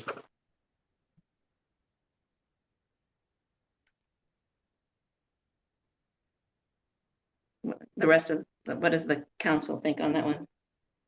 That's good. I'm ready to move for you to make those corrections and bring it back. You don't have anything else to. Well, I just wanted to address the two things that the mayor said. He was talking about the ability for maybe sometimes we want to authorize a lunch meal if they're driving to Austin. So I would just recommend that in the meal section under 19C, any exceptions to this must be, or maybe just for the whole section, I'll look at it as a whole and see. But I want to add a caveat that any exceptions to this policy must be approved by the city administrator in writing prior to making the expenditures. Prior to making them, Prior to prior to spending any money. approving them. No, prior to making any expenditures, you need to get written approval from the city administrator. You need written permission before you go buy your lunch. Yeah. We drove. Okay, yeah, those are the only things that I see based on what the city administrator has proposed. And I've made notes on all those things that I mentioned. Do we need to make them? Yes, we'll make a motion. So let's authorize it. I move that we authorize Mayor Pro Tem to take action on the work in the draft and amendments to the personal policy manual, section 19, travel policy addressing training, approval, mileage, meal reimbursement, personal vehicle use as discussed with the council. Second. We've got a motion by Alderman McNeil and a second by Alderman Crickmer to authorize the mayor pro tem to make amendments to the personnel policy, section 19, travel policy addressing training approval, mileage, meal reimbursement, and personal vehicle use, and bring it up at the next opportunity once the amendments are made. Is there any further discussion? Now, all those in favor say aye. Aye. Okay, that motion carries. Thank you. All right, hey, we don't have the chief here to discuss. I think it says Chelsea. I think Chelsea is. We may have them online here. Chelsea. Okay. Hey, Chief, are you there?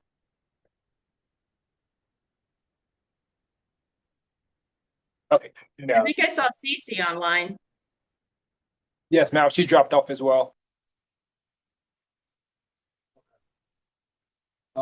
I'll just give you a little bit of feedback on it. So the chief is running out of evidence room. They'd like to commandeer Cassandra's office, correct? Yeah, that's Cassandra. So they'd like to commandeer Cassandra's office to expand the evidence room. Just to compensate for the evidence that we got to maintain for the, current cases and previous cases and so on and so forth. We could reallocate some people further down the line to take up, so that way they still have a place to work. But that's the general idea. I know the chief's supposed to work on a kind of a design so that way he can show us exactly what we need. Then we also got to figure out if it makes sense because that one evidence room does have ventilation. So that would have to be adjusted because that office that is at Cassandra's is a part of a regular ventilation system. So it's not as easy as just knocking down a wall. So based on the price of this effort, do we need more than one quote?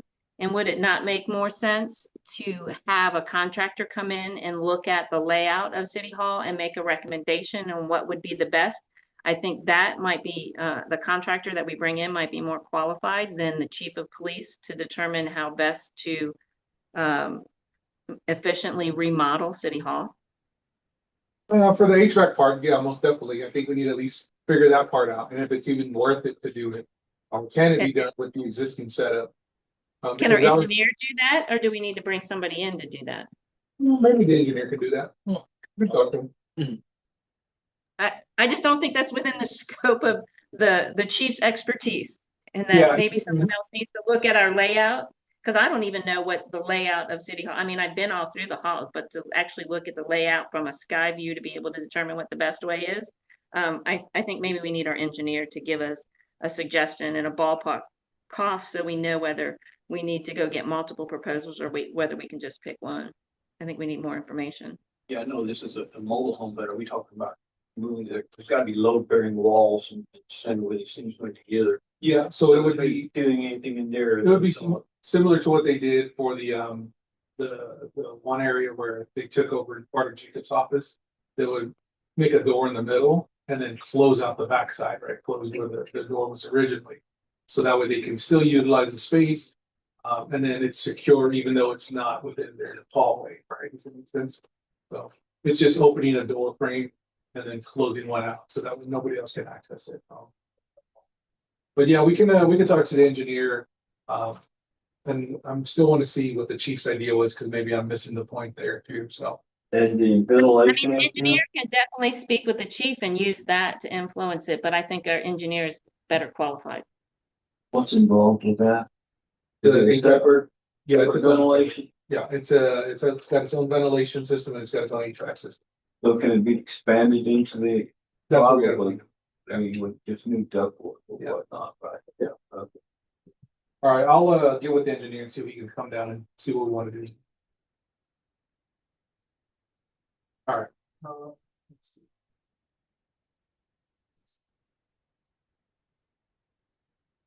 There is that no action or for postpone? No, I have it down as I'll action this and get with the engineer to get with the chief. Yeah, and we need to bring it back once we have more information from better qualified folks with details. What is the engineering? What is the load bearing walls? That's a very valid point. I mean, we definitely need to postpone and bring it back with more info. Okay. All right, so then. All right, so let's move on to agenda item 8M. Discuss and take possible action on authorize the city attorney to prepare a memorandum of understanding between the city of San Diego and Playa Enterprises regarding the potential expansion of the city's extraterritorial jurisdiction to include the Oaks at Waterwood subdivision and the subsequent annexation thereof. Dr. Johnson, you have the floor. Yes, sir. So on last week, Jody and I with Vera Bertas went to go talk to the Garcia family, which they are willing to move forward on possibly being annexed by us, but they would like to see the fine print on some of the restrictions that we have in place before moving forward. So I'm asking the council to provide approval for a memorandum of understanding to be signed and sent over to those guys. I don't understand the purpose of this memorandum of understanding based on what I'm reading. Why do we need them in our extraterritorial jurisdiction? That's what I'm trying to understand. We've already spent money on our attorney drafting a letter for them to give to us to request that we annex them. And the restrictions are clearly laid out in our ordinances. I mean, we can sit down and explain them to them. I don't understand the purpose of putting them in our ETJ. Yes, ma'am. The memorandum of understanding, just give those guys more so a not so much of a contract, but just better understanding on exactly all of our restrictions, some of the things that we require from them before moving forward with an agreement. I'm hesitant to spend more of our attorney money on them without anything from them indicating interest. They keep asking us for things. So our attorney bill this year was $10,000. This month was $10,000. And I know a lot of it was budget related, but you're asking for more money for them when they're driving manufactured homes down our streets and setting up town. I don't understand what they don't know that they need us to tell them in an official agreement. It sounded like they were asking us to waive some of our laws for them to enforce the deed restrictions. We have nothing to do with deed restrictions. I'm just really confused. Why can't they just tell us they want us to annex them or not? Or ask us what laws are? Memorandum of understanding. I don't see the point to it. In my first time, I've already drafted a draft petition for them to submit to the city. And it included at least blank spaces for them to ask the city what they needed or what they wanted in exchange for being included in the extraterritorial jurisdiction. So I think with that draft petition, they can then include what they're asking for. And then the city then can go back and negotiate what it is willing to compromise on and in exchange for coming into the ETJ.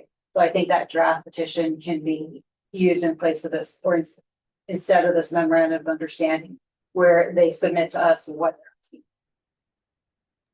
Okay, so this is the thing that the mayor asked you to draft a few months ago, and this addresses a lot of the concerns that that they were asking. Yeah, and that was drafted and that was sent to them, and so the ball's been in their court, as far as getting them to then ask what they want, change for the include in ETJ. I think we resend that letter, that document, and we don't do any MOU, and if they don't decide to do it, then we just wait until they're fully populated and we do a referendum. So why do we need them in our ETJ? Why can't we just annex them? I'm a little confused there. I didn't understand that before, but that's required. You can't annex property that is not near ETJ, so first you needs to come in the ETJ and then it needs to be annexed, so it's two separate processes. Understood, that makes sense. Well, then I would move that we authorize the city administrator to resend that document to these property owners and allow them to respond with that instead of an MOU. A second.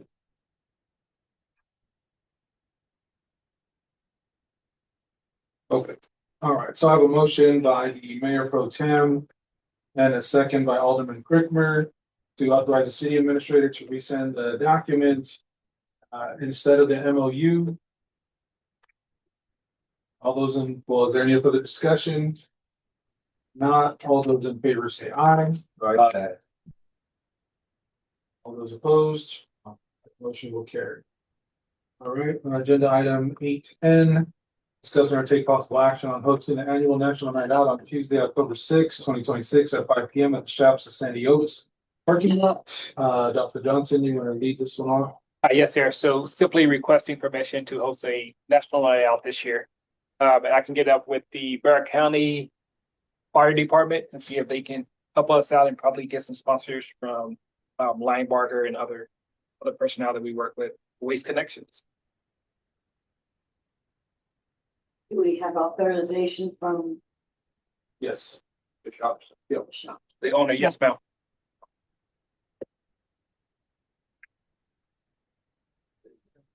Always a good. Is it 5 o'clock? I thought it was 6. Because 5 o'clock, we're just getting off of work. Okay. So 6 o'clock, yes, sir. And it is overtime for the employees that are working. They will be working. What action is required for us to move forward on this, sir? In the past, I've done proclamation. Get the section. So we're gonna make a motion to provide a proclamation at the next regular meeting. I don't think any of the motions should be the name. All right, and I'll do the proclamation.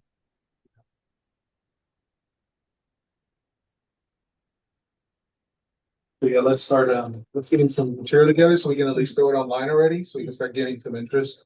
Okay. And then. Yeah, we can start. Because we've got about a month, Okay, sure will. sooner the better, sooner the better. Guys, the advertise that. Yeah. Okay. All right, agenda item O. Discuss and take possible action on the termination of the agreement for services between the city of San Diego, Texas and Western Welding LLC for the fabrication and installation of the Town of Pino Park entrance sign. Johnson, you have the floor. Yes, sir. So the owner, the city did pay the owner $3,000. Owner never did any work, so we look at another $3,000. Well, according to the contract, it's a total of $6,000. So additional $3,000 will be required if he does complete the work. So I'm asking the council just discontinue, terminate the contract in general, so we'll be done. We'll be out of that deal. Has he answered any of your emails? I know both you and Alderman Crickmer have been trying to get a hold of him. Last I heard from him was June.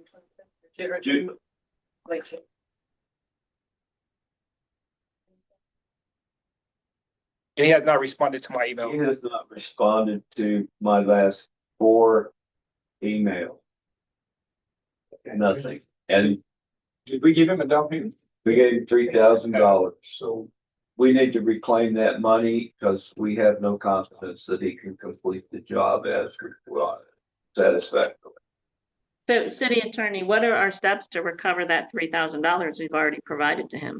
I would suggest to initially put a demand letter, that either they complete the work or just terminate the contract and demand that $3,000 back before pursuing other legal avenues like litigation or, reports to the Better Business Bureau or other not doing any work with the city again. So initially I would say Wish to reclaim all attorney's expenses if one. This endeavor. Let's shoot for our money.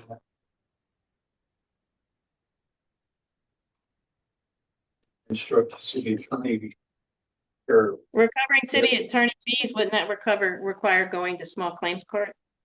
yes. So to, Gonna cost more than the money we're gonna use them. yeah, let's just try to get our money first. And then by way of demand letter. Move to instruct city attorney to, and send out a demand letter. Money to earn for the work be completed by, we give him 30 days, we give him I don't even think 14 days. I don't even think We we need to give him any time. I don't think So I'll revert it back to the attorney.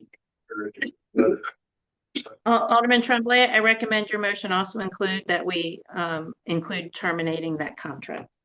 Exactly. Second.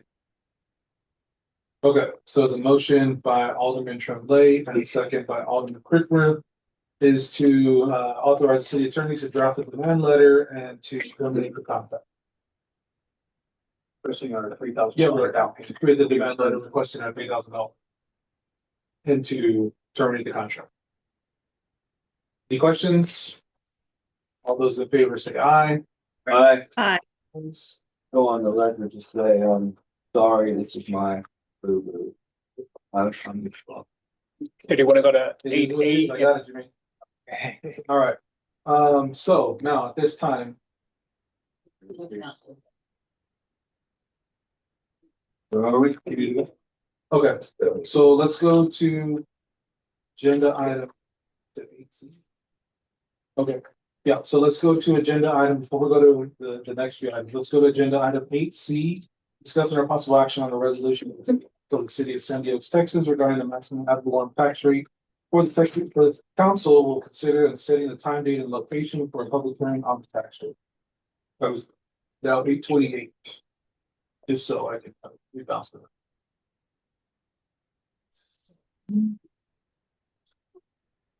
So council passed a similar resolution, but that was for a rate that was above the voter approval rate, kind of the minimus rate.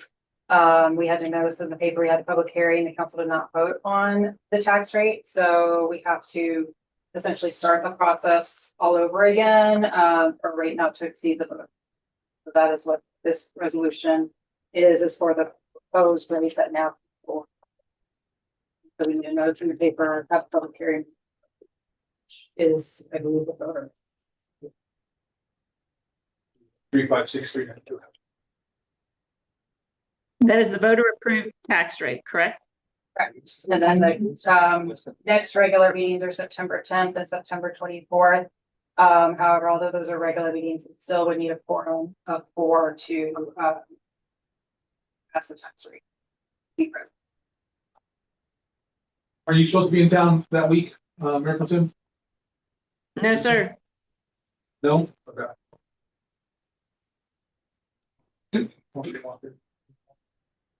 That you're likely not gonna be available? Should be. We're getting transportation. I can pick you up. He's been- Oh, we can all pick you up. We'll take the paddy wagon. I'll talk to him now. All right. Okay, cool. So then what do we need to do? We need to adopt a resolution. Just amend this resolution? Well, it wouldn't amend the resolution since you already had a hearing. It's just like a new resolution. So it should have the new resolution should state the recital as to why we're doing it again.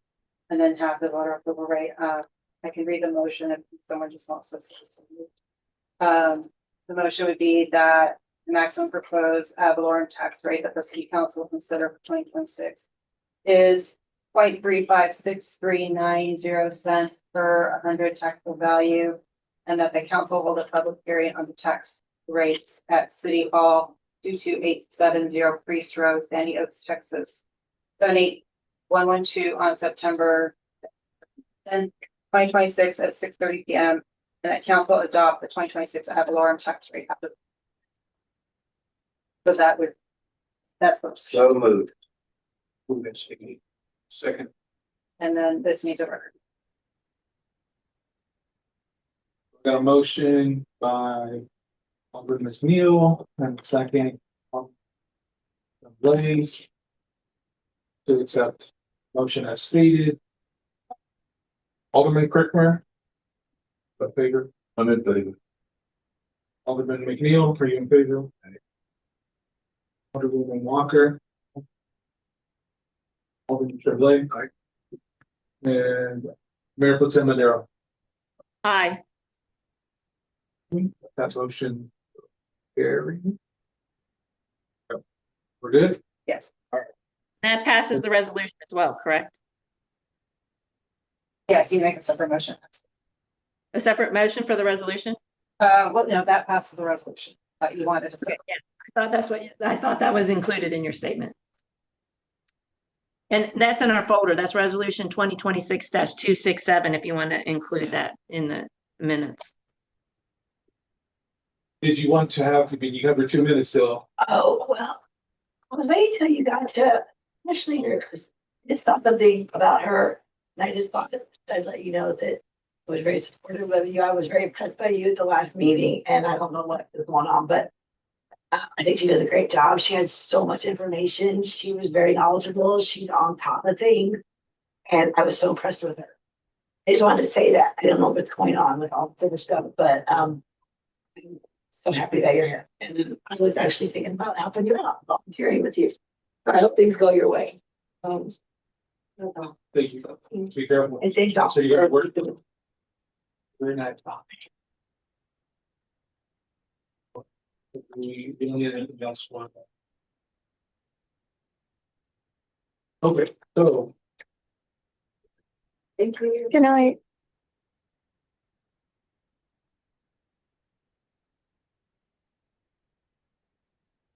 What about item 7D? Are we going to go back to that before executive session, sir? 7D. Livestock.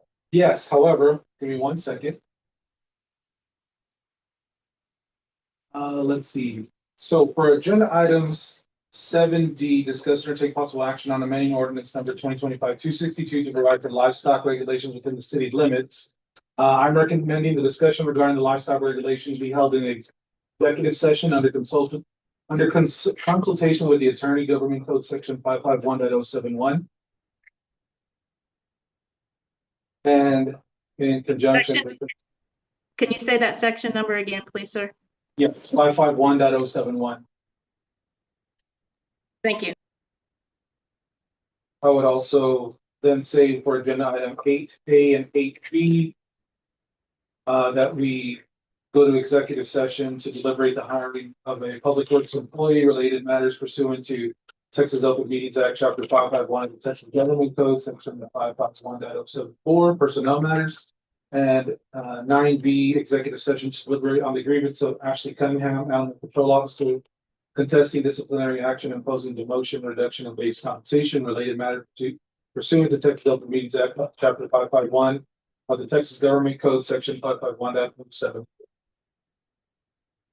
I would now 8:34. We are in executive session. All right.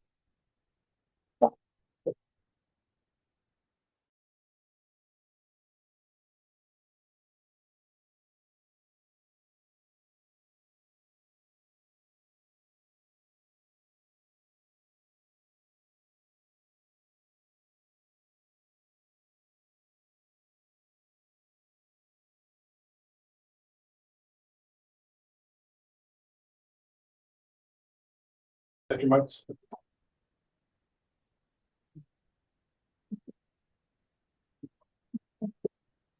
All right, the time is now 9:06. We are in session. Okay, so Let's move on to agenda item 7D, discuss and take possible action on amending ordinance 2025-262 to provide for livestock regulations within the city limits. So, yeah, I'll make the motion on that one. I would just move to authorize the city attorney to make the necessary amendments to ordinance number 2025-262 to ensure that it's in compliance with the new Texas law. All right, I got a motion by the mayor pro tem and a second by Alderman Egan to authorize the city attorney to amend ordinance number 2025-262 to make it in alignment with Texas law regulations. Are there any questions on this? If not, all those in favor say aye. Aye. All right, that motion carries. All right, moving on to agenda item 8A, discussion of possible take action on hiring a public works employee. I think at No this action time, at this time, sir. no.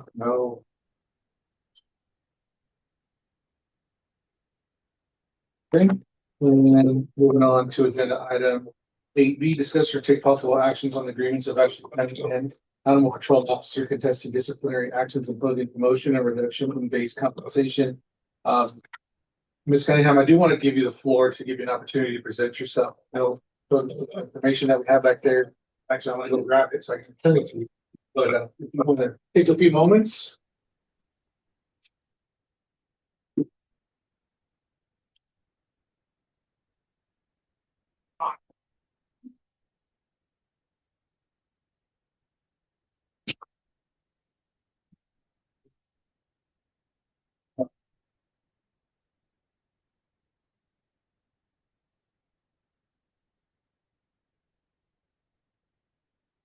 So thank you for bringing this back up and hearing what I have to say.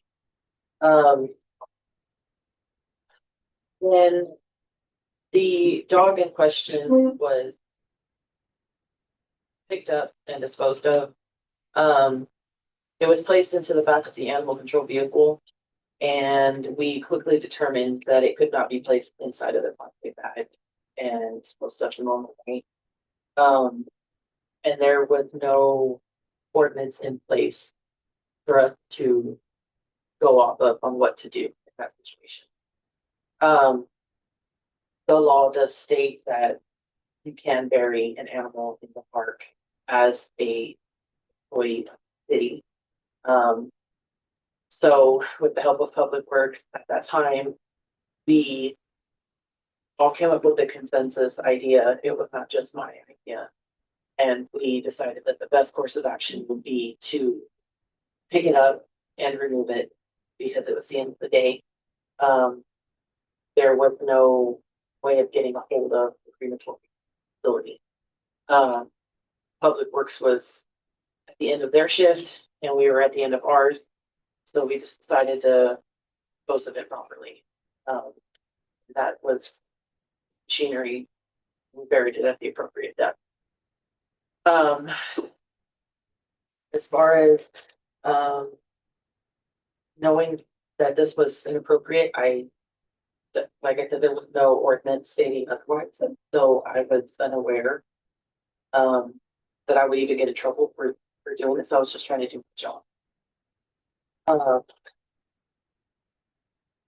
It was sort of embarrassing to get in trouble for this, just because I was just trying to do my job.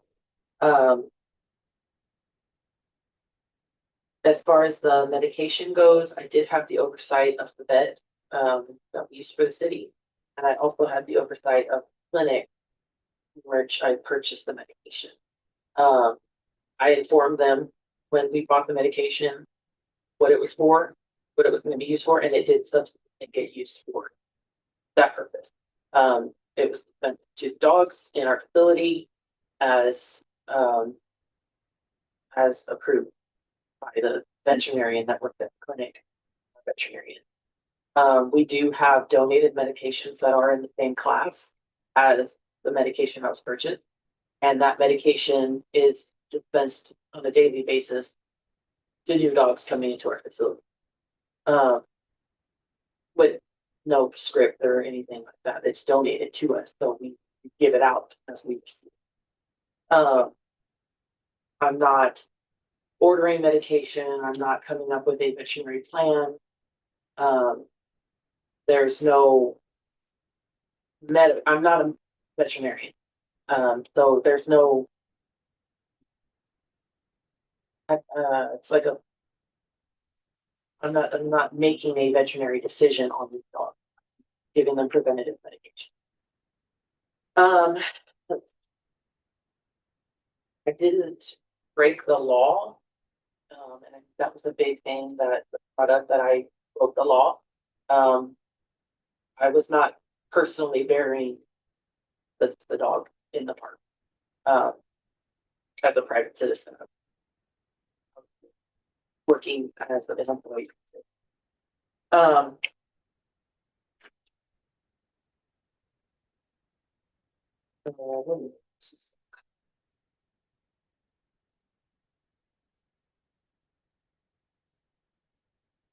I brought in the certification because I was supposed to get a yearly evaluation.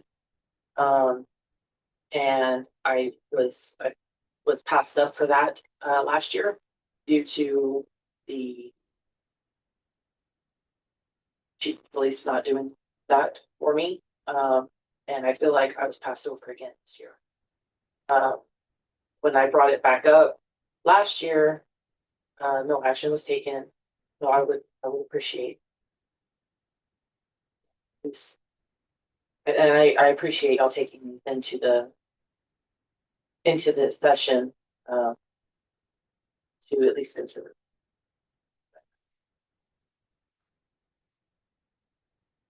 What happened that day, why it was done. The skin of the dog was falling off of the dog as we picked it up and put it in there.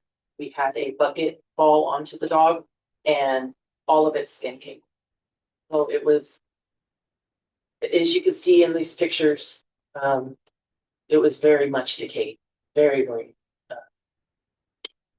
It's not something that we would normally pick up, but it was thrown into the right, and the owner refused to pick it up. We asked him to pick it up. He said, "I'm not doing that." I asked the officer at the time, "Can we make him pick this dog up?" She said, "There's nothing that we can't force him to pick it up." So, time again, decision was made. Can't leave it in the right of way. But we picked it up. But it wasn't just me by myself. It was this all as a group of cities. So,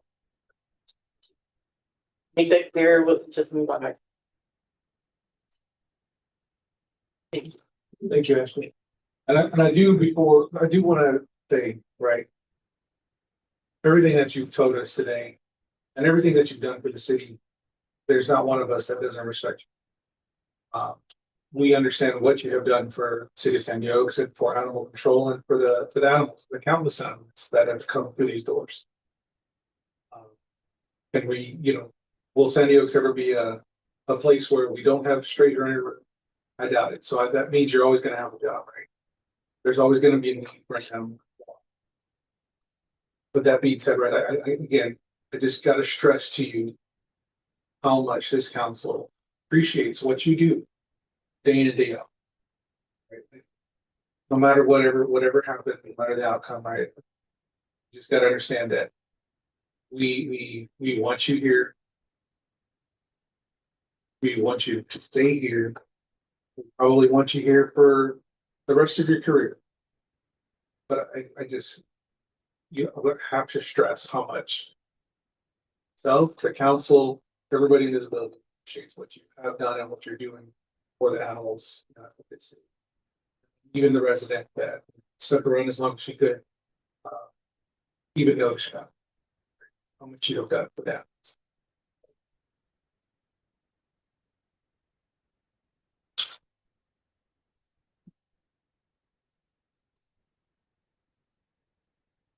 Mayor Pro Tem, still on board with this? Yeah, yes, sir. I'm on there. Just wanted to make sure that council members didn't have anything else to say. So thank you.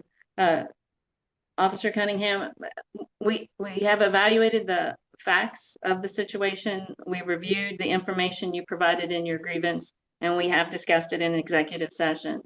Based on those evaluations, we are going to deny your grievance, and our disciplinary action decision imposed at a previous meeting will stand as stated.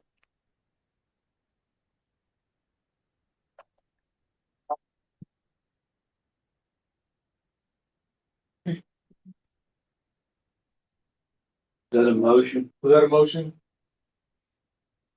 Yeah, if it needs to be a motion, yeah, I move that statement be entered into the official record, sir.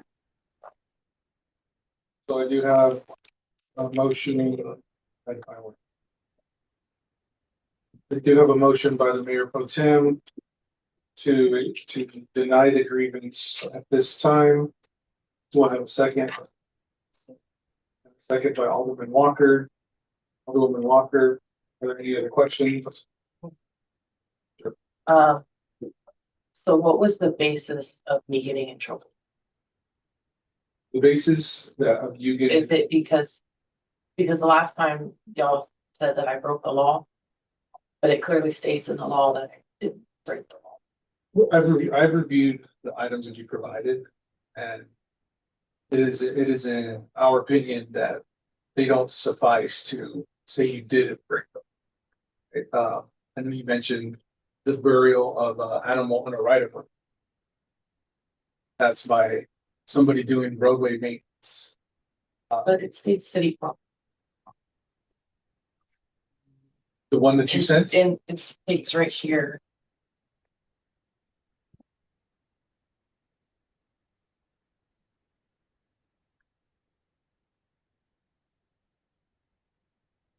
Notwithstanding any other provision of this chapter, counties and municipalities may dispose of carcasses of animals killed on county or municipal roadways by burying carcasses on property owned by the entity that is responsible for Roadway maintenance, the park is not roadway. But it's who is responsible for roadway maintenance, which means the city who is the group that is responsible for the maintenance of the roads, which would be us. And Public Works, that's why Public Works is all. We don't make roads, right? I mean, I know I'm splitting hairs there, right? But it doesn't apply. It's not the same thing.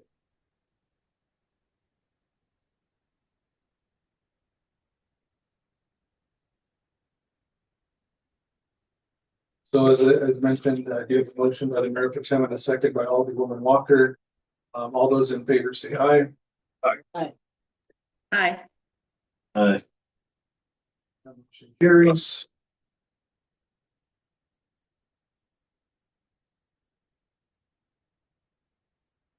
Move to adjourn. Time is now 9:19. We are